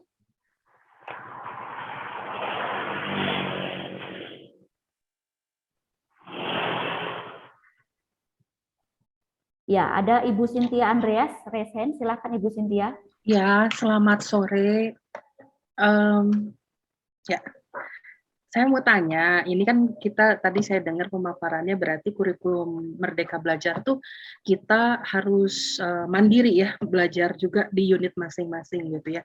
Nah, pertanyaannya kalau misalnya secara mandiri, oke, misalnya nanti mungkin ada pengimbasan atau apa dari sekolah penggerak lainnya. Nah, kalau kita sendiri dalam proses ini, gimana kita tahu apa yang kita lakukan setelah belajar mandiri itu implementasinya tuh sesuai dengan ekspektasi atau misalnya sesuai dengan yang diharapkan gitu. Karena mandiri ya, kan kalau saya perhatikan itu kita bisa belajar lewat aplikasi Merdeka Mengajar, kemudian juga mungkin dari website dari pemerintah dan lain sebagainya. Nah, sekolah kami juga sudah mengajukan diri untuk implementasi kurikulum Merdeka. Nah, gimana caranya sementara waktu ini ada persiapan-persiapan yang harus kita lakukan selain belajar mandiri supaya kita tuh benar-benar lebih siap gitu. Mungkin ini kebiasaan dari dulu ya, biasa kan dari dulu kalau ada apa-apa ada trainingnya dulu. Nah, sekarang kan ini sesuatu yang baru, kita harus belajar mandiri gitu ya. Nah, mungkin kita juga di sekolah kami mungkin akan membentuk komunitas di guru-guru juga untuk saling berbagi ya supaya cuma supaya tahu apa yang kita lakukan itu benar, sesuai. Nah, itu gimana ya cara apakah ada benchmark-nya atau ada panduan yang tadi disampaikan itu, apakah kan setelah mendaftar apakah nanti dikirimkan panduan untuk dipelajari atau bagaimana? Nah, ini yang ya teknis ya, tapi saya tuh pengen sekali karena ini kan apa yang kita harapkan sudah lama ya, kurikulum ini tuh yang benar-benar akan membawa perubahan dalam dunia pendidikan. Itu. Iya. Terima kasih ya Bu Cynthia. Langsung aja ya Bu Heni. Ya, baik. Sekarang pun kalau sudah mendaftar sudah bisa akses Bu Cynthia. Buku-buku panduan, kemudian contoh-contoh praktik baik, sampai contoh-contoh modul ajarnya atau perangkat ajarnya itu sudah ada. Itu sudah bisa kita jadikan bahan yang kita pelajari, termasuk tadi pelatihan-pelatihan mandiri. Memang jangan menunggu sih kalau menurut saya. Nah, dari sana, terutama dengan sharing-sharing praktik baik, kemudian keaktifan dari guru-guru maupun kepala sekolah itu untuk selalu update ya. Karena sekarang tuh, era sekarang sebetulnya banyak banget sebenarnya ya sumber-sumber yang bisa kita belajar, tapi tentunya nyarinya yang benar ya, karena ada juga yang abal-abal gitu kalau saya lihat. Jadi kita lihat ini siapa sih, kredibel nggak sih? Kalau misalnya ada kelas pelatihan gitu, kemudian dengan iming-iming sertifikat, 32 JPL, 64 JPL, cek dulu kredibilitasnya. Nah, seperti itu, terutama kalau pengen tahu nih benar apa enggak, sebenarnya kan sekarang masalahnya bukan masalah benar atau enggak, bagus atau jelek ya. Tetapi dengan melihat praktek-praktek baik itu kemudian kita kembalikan lagi ke esensinya, kan kita bisa lihat ya benchmarking kita. Oke. Dan tentunya sebetulnya paling pokok tuh yang kita lihat adalah anak-anak sih. Are they happy enough gitu ya untuk sekolah gitu ya. Sekolah tuh menjadi benar-benar tempat yang mereka tuh selalu tunggu-tunggu gitu ya. Aduh, aku mau ke sekolah nih, mau nyelesain proyekku misalnya. Jadi something gitu ya tentang mereka. Itu sih Ibu. Dan tentunya sih Bu, sebetulnya ya, apa kemudian nih dinas pendidikannya, pendidikan kemana? Apa kemudian ditinggal enggak juga? Sebenarnya mereka akan tetap menjalankan fungsi-fungsinya sih. Dan ini juga ada sosialisasi dan penguatan juga sih buat mereka. Karena kan mereka yang paling dekat dengan kita ya. Jadi memang betul-betul harus tengok kanan, tengok kiri gitu ya. Gitu Bu Cynthia. Ya. Udah mulai aja, browsing aja di PMM tuh udah banyak kok modul-modulnya juga. Ya, kami memang sudah mulai browsing Bu, dan buku-buku juga sudah mulai di-download yang tentang kurikulum Merdeka dan lain-lain. Cuma maksudnya masih ya ada aja ya. Ini teh benar gak? Pemahaman saya dengan belajar sendiri itu benar gak ya? Ya, gitu sih. Dan jangan sendirian tadi, makanya masuklah ke komunitasnya itu untuk terjadi proses sharing. Bahkan kalau nanti deadlock misalnya, ini kita semua sama-sama bingung gimana, nanya ke siapa ya? Itu loh ada temanku tuh yang dia udah sekolah penggerak misalnya kayak tadi, misalnya itu ada Pak Mardin tuh, ada Pak Heri. Sekali-sekali diajak aja untuk ngobrol gitu kan, pasti mau lah. Thank you. Oke, thank you Bu Cynthia. Ya, terima kasih Bu Cynthia. Selanjutnya Bu Nia, ini ada pertanyaan saya bacakan melalui kolom komentar. Ini dari Bu Ari Yuwanita dari Malang. Pertanyaannya Bu, jika mengambil kurikulum Merdeka Jalur Mandiri, bagaimana dengan tampilan rapornya? Apakah juga harus berubah juga? Atau jika tidak siap, kalau mau icip-icip, apakah boleh diterapkan sesekali di kelas? Untuk rapot itu memang mohon saya dikoreksi ya, karena sekolah saya tidak menerapkan kurikulum. Saya menerapkan prinsipnya, tetapi karena anak di tempat satuan saya kan 2-4 ya, tidak ada yang 5-6.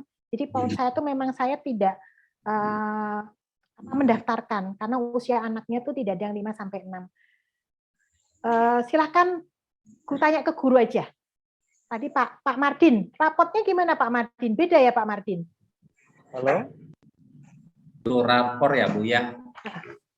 Ya, untuk yang namanya sekarangnya asesmen ya. Untuk asesmen itu ada asesmen sumatif, ada asesmen formatif, dan juga kalau kemarin itu namanya juga ada asesmen untuk pengelompokan siswa gaya belajar siswa ya untuk pertama kalinya.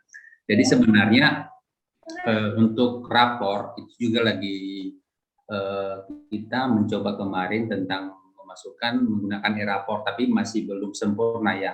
Tapi sebenarnya itu dikembalikan ke satuan pendidikan masing-masing karena model rapornya juga itu memang sesuai dengan di kurikulum ya. Kalau kita lihat PP nomor 57 tahun 2021 tentang standar nasional pendidikan, di situ juga sudah tertera tentang kurikulum ya sekolah penggerak. Jadi untuk asesmen itu penilaiannya itu memang terbagi-bagi ya, terbagi-bagi. Jadi untuk SD, SMP, SMA itu ada narasinya juga.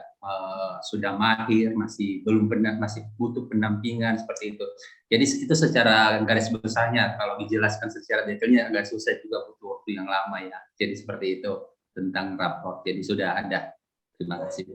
Pertanyaan kan tampilannya berubah apa sama gitu ya? Berubah ya Pak Martin ya? Berubah Bu, karena itu juga karena kalau kita di SMA kan itu nggak ada penjurusan lagi ya, IPA, IPS nggak ada. Jadi sudah IPAS ya. Jadi semua itu IPAS A, kalau banyak kelas IPA A, IPAS B, IPAS C ya, seperti itu. Jadi seperti itu apa namanya itu penilaiannya atau sering disebut dengan asesmen ya. Iya. Terima kasih Pak Mardin. Kalau saya sedikit berbagi untuk yang di PAUD itu, kalau sekolah itu selama ini sudah terbiasa dengan narasi yang menggunakan STPPA ya selama ini dengan perkembangan dan narasi, itu gampang sekali transisinya karena tinggal diganti dengan capaian pembelajaran. Tapi hanya perbedaannya akan masuk poin-poinnya kan apa yang akan dilakukan guru ya setelah capaian anak itu di durasi waktu tentu apa 3 bulanan atau 6 bulanan, kemudian apa yang akan dilakukan orang tua di rumah. Itu aja sih sebetulnya perbedaannya. Plus ada satu paragraf itu nanti terkait dengan proyek penguatan profil pelajar Pancasila. Itu doang. Bagi yang naratif loh ya. Jadi kalau kayak di PAUD yang selama ini pakainya checklist, yang langsung cekrik ya, BB, MB, BSH, BSB gitu, ya beda pasti. Jadi nggak tahu di situasi di sekolahnya seperti apa. Karena memang kalau beda jelas sudah beda kan, kita pakainya CP ya, betul ya Pak Martin, Bu Heni, Pak Heri itu. Silakan Pak Heri, gimana Pak Heri? Pak Heri? Oh, ini raise hand ya Pak Heri ya, betul? Ya Pak Heri raise hand, silakan. Bentar. Oke. Saya lagi karena saya pakai HP agak sedikit ini. Terkait dengan laporan hasil belajar ya Pak sekalian, memang rapotnya berbeda. Di sekolah kurikulum Merdeka ini ada 2 jenis rapot. Yang pertama adalah rapot kompetensi untuk siswa yang biasanya terbit setiap setengah tahun ya atau 1 semester ya, tapi 1 tahun ada 2. Kemudian satu jadi namanya rapot project yang terbitnya setahun sekali. Nah, terkait dengan rapot ya, yang semester yang kompetensi itu memang tidak lagi seperti yang di K13, di mana sikap, kemudian berkaitan dengan keterampilan dan pengetahuan itu terpisah satu sama lain. Namun di rapot penggerakan sudah digabung jadi satu. Cuma di sana ada capaian maksimum dan minimum terkait dengan capaian pembelajaran yang dicapai oleh siswa itu. Jadi bentuknya pasti berubah, lebih sederhana. Nah, setahu saya rekan-rekan guru saya mengatakan itu sangat sederhana. Cuma yang perlu kita siapkan adalah di mana kawan-kawan guru di dalam proses pembelajaran, mereka tuh harusnya sudah mulai setiap kali dia membuat assessment terkait baik itu formatif maupun sumatif, mereka sudah harus mendeskripsikan capaian siswa itu. Nah, dengan dia dari awal sudah menulisnya dengan baik, sehingga ketika dia mengubahnya ke dalam raport atau yang menulisnya ke dalam raport besarnya, mereka sudah gampang menentukan bahwa misalnya contoh pelajaran PPKN, capaian maksimumnya yang bagaimana, deskripsinya yang bagaimana sudah mereka siapkan. Kemudian untuk pencapaian minimumnya yang bagaimana, ya mereka sudah siapkan. Artinya mereka sudah dari awal ketika proses assessment itu dilakukan, mereka sudah menentukan deskripsi pencapaian siswa itu. Itu detail itu sebenarnya. Ya, makasih Pak Heri. Bisa saya bagi? Oke. Ya, makasih Pak Heri. Jadi sama, itu semua jenjang di PAUD juga gitu. Nggak bisa kalau di PAUD, kalau dulu cuma langsung checklist gitu ya, berkembang sesuai harapan, cekrik, nggak harus ada narasi otentiknya. Apa yang membuat si anak itu tuh kita anggap bahwa dia tuh sudah menunjukkan satu perkembangan apa. Itu ya. Rasanya semua jenjang seperti itu, karena asesmennya otentik. Jadi harus ada bukti otentiknya. Baik. Mungkin penyambung tentang penilaian, Bu Nia, ini ada pertanyaan juga, saya bacakan dari kolom komentar. Nanti untuk Ibu Windy, satu pertanyaan dari kolom komentar terlebih dahulu ya Ibu ya. Ini dari... Belum tuntas tadi Bu Ari, karena dia bilang kalau tidak siap mau icip-icip apakah diterapkan sesekali di kelas. Ini nanti kalau misalnya kita mendaftar yang mandiri belajar itu memang incip-incip itu istilahnya. Dia belum mengubah kurikulumnya ke kurikulum Merdeka, masih pakai yang sekarang dipakai. Tapi ya itu icip-icip itu istilahnya emang icip-icip. Mau nerapin apa dulu? Oh, kegiatan proyeknya harus mau menerapin apa lagi gitu yang kira-kira bisa dilakukan untuk icip-icipnya. Gitu ya. Kalau platform bisa digunakan siapapun loh. Semua bisa akses asal punya SIM PKB itu. Jadi punya akunnya. Kan masuknya pakai itu. Akun ID belajar, Bu. Harus pakai akun belajar ID. Belajar.id. Jadi siapa aja yang punya boleh masuk, tidak harus yang menerapkan KM. Gitu. Monggo kembali lagi, maaf Bu Eni. Ya, baik. Ya, ini terkait penilaian tadi ya Bu ya, nyambung karena tadi membahas tentang penilaian di raport begitu ya. Dari Ibu Elizabeth Yunita ini dalam kurikulum Merdeka berarti apakah masih berlaku KKM atau nilai terendah? Di kurikulum Merdeka nggak ada KKM-nya. Sudah tidak ada. Udah ganti kan? Gitu. Oke, baik. Jadi tidak ada KKM, kemudian tadi juga penilaian sharing dari Pak Heri, mungkin juga memperlengkapi dan juga menambah wawasan kita semua. Kepada Ibu Windy, tadi raise hand. Ya. Silahkan Ibu Windy. Oke. Terima kasih, Miss Eni. Selamat sore, Ibu Nia. Perkenalkan, saya Windy dari SD Citra Kasih Manado. Sebenarnya saya juga termasuk Sekolah Penggerak Angkatan 1 dari Manado di tingkat SD. Tadi saya sudah mendengar banyak cerita dari teman-teman saya, Ibu Heni, Pak ada dua teman saya juga, ya memang benar apa yang teman-teman saya ini sampaikan. Dan yang saya lihat untuk implementasi kurikulum Merdeka untuk sekolah penggerak, kita langsung terarah ke Merdeka Berbagi. Nah, untuk sekolah penggerak mengarah ke Merdeka Berbagi itu seperti yang Ibu Nia sampaikan tadi, semua platform pembelajaran itu dapat diakses dengan menggunakan akun belajar.id. Nah, Bu, yang saya mau tanyakan ini bagaimana kalau yang akun belajar.id itu susah untuk diakses? Karena terus terang untuk sekolah kami juga ada beberapa guru yang belum dapat mengakses platform belajar.id. Nggak tahu mengapa kami juga sudah menghubungi LPMP, juga pelatih ahli, tetapi belum ada penyelesaian sampai saat ini. Itu saja, Bu. Terima kasih. Oke, ini pertanyaannya teknis. Saya tidak tahu siapa yang bisa dikontak, tapi kalau saya kemarin tanyanya ke operator Dapodi, kemudian dia yang bantu. Boleh sharing, Bu? Iya boleh, Bu. Soalnya kemarin juga kami tanya ke operator Dapodik sampai Ya. ke operator dinas, tetapi belum menemukan solusi seperti Oke. apa. Ya, Bu Heni mau sharing pengalaman Ya, terkait mungkin dengan bisa. Bu Windy harus ke Pusdastin. Jadi kalau nggak langsung ke akun belajar ID, lalu di situ ada butuh bantuan. Nah, iya semua. sudah. Iya. Lalu memang lama karena se-Indonesia. Jadi memang lagi menunggu karena saya ada beberapa murid yang belum dapat. Malah setengah dari murid saya belum dapat akun belajarnya. Jadi memang disuruh tunggu. Kalau saya pribadi punya waktu itu bermasalah, nggak tahu kenapa. Tapi karena saya kepala sekolah dan admin, saya juga menunggu 3 bulan baru di reset oleh Pusdastin gitu. Pusdatin ya. Sabar Bu. Pusdatin iya. Ya. Saya sudah Jadi kuncinya sabar ternyata Bu Windy. Diperpanjang Bu. Iya.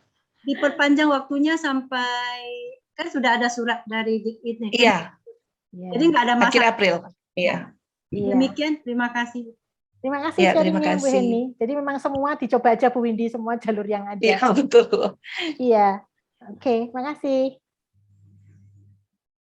Baik, terjawab ya Bu Windy ya. Ya, Ibu Teh Malam Ginting, raise hand tadi juga menanyakan melalui kolom komentar ya Bu, silahkan bisa disampaikan secara langsung. Baik, terima kasih Bu Heni. Selamat sore Bu Ari. Yang ingin saya tanyakan memang agak sedikit teknis ya Bu ya.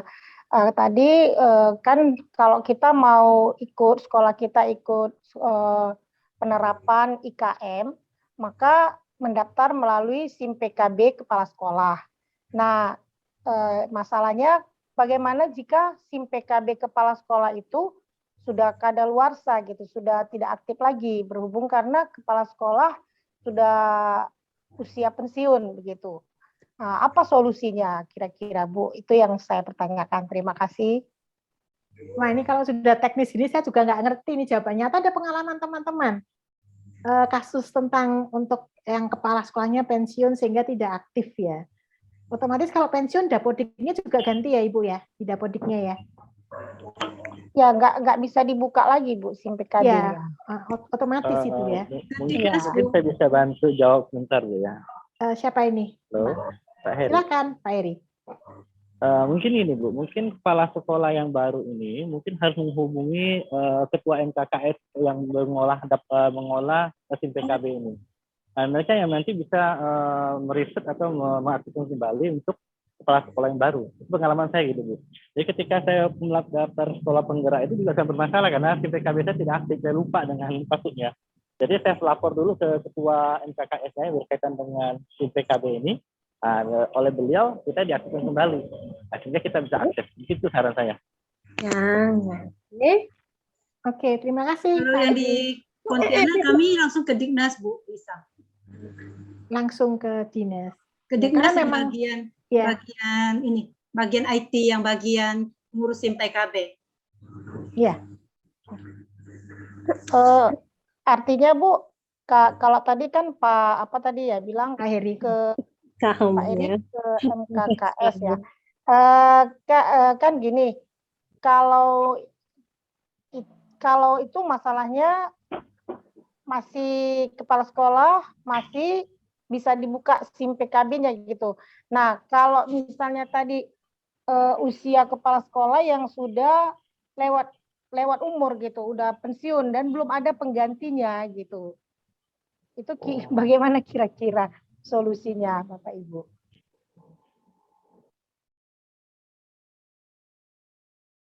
Bantu jawab boleh Bu Nia?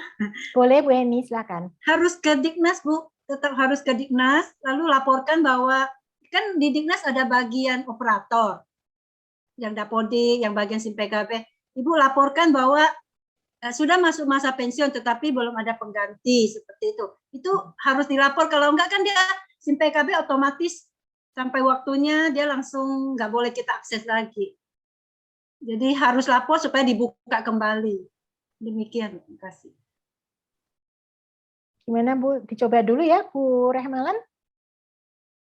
Oke, makasih. Ya, terima kasih Bu Rehma dan Bu Heni juga yang sudah memberikan masukan-masukan karena sudah melakukan gitu ya dan menerapkan ya Bu Nia. Nah, Bu Nia, mesti banyak mungkin beberapa pertanyaan yang memang kita tidak bisa bacakan satu persatu. Mungkin akan ada sesi-sesi berikutnya dan ini tentu menarik untuk kita dibahas, untuk kita diskusikan, saling berbagi begitu ya Bu Nia. Silakan Bu Nia bisa memberikan closing statement kepada kita semua untuk menguatkan kami. Silakan Bu. Oke, terima kasih sekali. Sekali lagi, saya sangat berterima kasih dengan kesempatan-kesempatan seperti ini ya. Ini sungguh bulan-bulan yang luar biasa karena saya tuh berbagi dengan banyak komunitas. Ini kebetulan komunitas guru-guru Kristen, kemudian saya kemarin juga di 3 minggu lalu di Pangudi Luhur, kemudian juga di Al-Azhar ya. Tetapi spiritnya itu menurut saya luar biasa sekali. Baik itu forum maupun memang itu yayasan atau apapun, tetapi kemauannya untuk menjadi bagian pelaku aktif di transformasi pendidikan itu saya acungi jempol. Dan saya berharap kegiatan-kegiatan seperti ini itu tidak berhenti ya, tentunya karena ini di levelnya adalah level forum, kemudian nanti saya yakin Bapak dan Ibu ini juga menjadi bagian-bagian dari komunitas-komunitas praktisi yang lain yang juga bisa kemudian menggerakkan untuk belajar bersama. Kenapa? Karena tadi sekarang proses dari pemerintah sendiri kan sudah tidak seperti dulu yang memang top down, yang memang cascading ya dari atas kemudian turun gitu ya. Tetapi kita sendiri tuh harus asimetris kan itu. Jadi tidak nunggu duduk manis nanti kalau ada pelatihan ikut, nunggu jatahnya kapan, itu kan tidak. Tapi kita yang harus proaktif bergerak, mencari berjejaring gitu ya, teman-teman ya. Baik dengan yang sudah ada eksis sekarang maupun juga yang mungkin baru-baru nih, kalau saya di chatroom ada yang udah punya grup apa itu saya sempat lihat sekilas. Saya berterima kasih atas semangatnya karena ini adalah menjadi support juga untuk program-program transformasi pendidikan di Indonesia. Maka jangan pernah berhenti dan selalu memang mulainya itu dari diri kita sendiri kok. Maka kan dibilang gurunya juga belajar secara mandiri, kemudian nanti sekolahnya secara mandiri, antar sekolah berjejaring, bahkan kita bisa berjumpa secara virtual. Seperti sekarang ini kan kita kan jauh di sana kita bisa ketemu nih di wadah seperti ini. Maka pesan saya ya memang berubah itu butuh suatu kemauan yang tinggi. Tapi kalau orang Jawa bilang, ojo kalah karo wegah, jangan kita tuh merasa males yang kemudian itu justru mengalahkan proses perjalanan kita. Oke, siap? Merdeka belajar, merdeka mengajar, dan untuk dipaut merdeka bermain. Gitu ya, Bu Heni. Saya kembalikan lagi. Baik, terima kasih Bu Nia.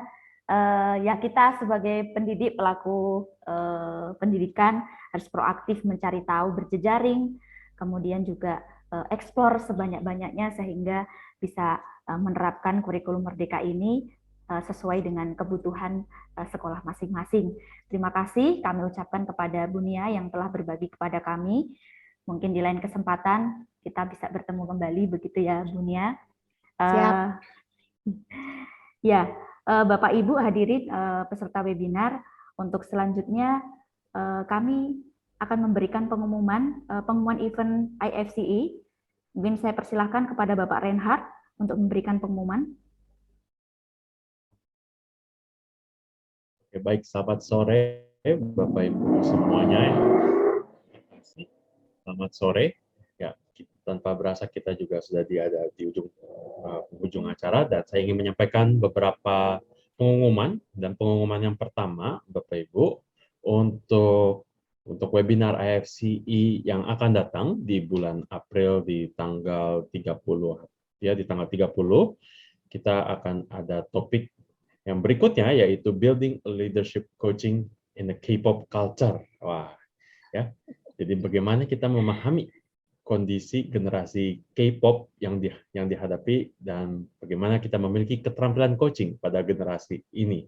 Ya mungkin kalau buat Bapak Ibu bingung gitu ya, coaching apa nih? Coaching training atau coaching sepak bola? Bukan. Jadi ya mungkin saya bisa memberikan sedikit masukan, yaitu coaching yang dimaksudkan di sini adalah bagaimana seseorang itu bisa mengalami sebuah proses kreatif untuk mengembangkan potensi dan kreativitas yang dimilikinya.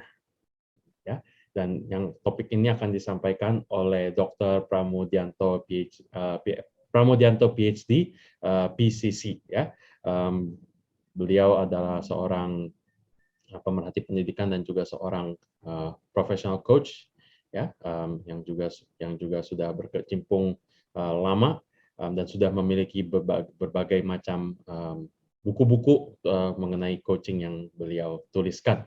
Dan yang pengumuman yang kedua, yaitu juga saya juga mewakili Ngaduk by IFCE, ya, di mana tadi Pak Budi di awal sudah menjelaskan, sudah bercerita, di mana bulan depan kami juga akan live, yaitu di minggu ketiga, dan stay tune Bapak Ibu, bisa juga melihat di channel YouTube kami, di Instagram juga, dan juga bagikan kepada rekan-rekan pendidik muda di Indonesia juga.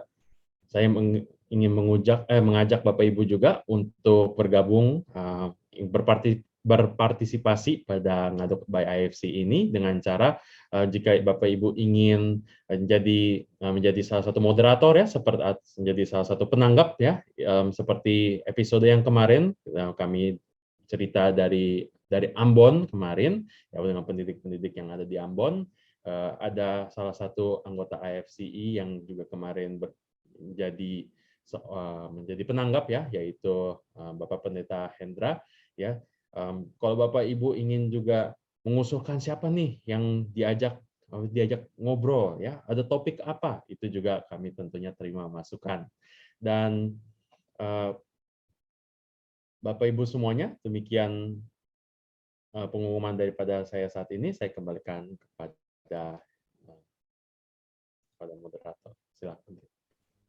Ya, baik. Karena tadi kita semua awali dengan doa, kita akan akhiri untuk webinar sore hari ini. Kita akan menutup dalam doa yang akan dipimpin oleh Bapak Wawan. Kepada Bapak Wawan, kami persilahkan. Mari Bapak Ibu kita akhiri seminar kita sore hari ini di dalam doa. Tuhan, kami mengucap syukur kepadamu untuk anugerah yang boleh Tuhan berikan kepada setiap kami sore hari ini. Tuhan boleh menganugerahkan jaringan yang terbaik sehingga kami bisa mengikuti sampai akhir ini. Dan terlebih khusus kami mengucap syukur Tuhan boleh menghadirkan Bunia di tengah-tengah kami untuk boleh berbagi tentang IKM untuk pendidikan di negeri ini. Bahkan juga kami bersyukur ada begitu banyak sharing-sharing dari rekan-rekan, dari Bapak Ibu yang telah terlebih dahulu menerapkan IKM di sekolah-sekolah mereka. Kami mohon anugerah-Mu, berikan kami semangat, berikan kami hikmat bijaksana untuk kami boleh bersama-sama menggumulkan di setiap institusi sekolah kami untuk menghadirkan satu pendidikan yang lebih baik lagi untuk membangun pendidikan di bangsa kami ini. Kami mengucap syukur sekali lagi kepada Engkau ya Tuhan yang telah memberkati setiap kami. Di dalam nama Tuhan Yesus, kami mohon anugerah-Mu juga untuk Bunia di dalam pelayanannya. Biarlah Tuhan yang terus memimpin sehingga kehadirannya boleh menjadi berkat lebih luas lagi di dunia pendidikan di negeri ini. Terima kasih Bapa, di dalam nama Tuhan Yesus kami bersyukur dan kami berdoa. Amin. Ya, terima kasih kami ucapkan kepada Bapak Ibu atas kehadirannya. Selamat sore, semangat belajar, semangat berubah, dan semangat berbagi, Bapak Ibu. Terima kasih. Selamat sore. Terima kasih. Terima kasih. Terima kasih semua. God bless you all. Terima kasih. Terima kasih. Terima kasih Bunia. Terima kasih. Kapan-kapan.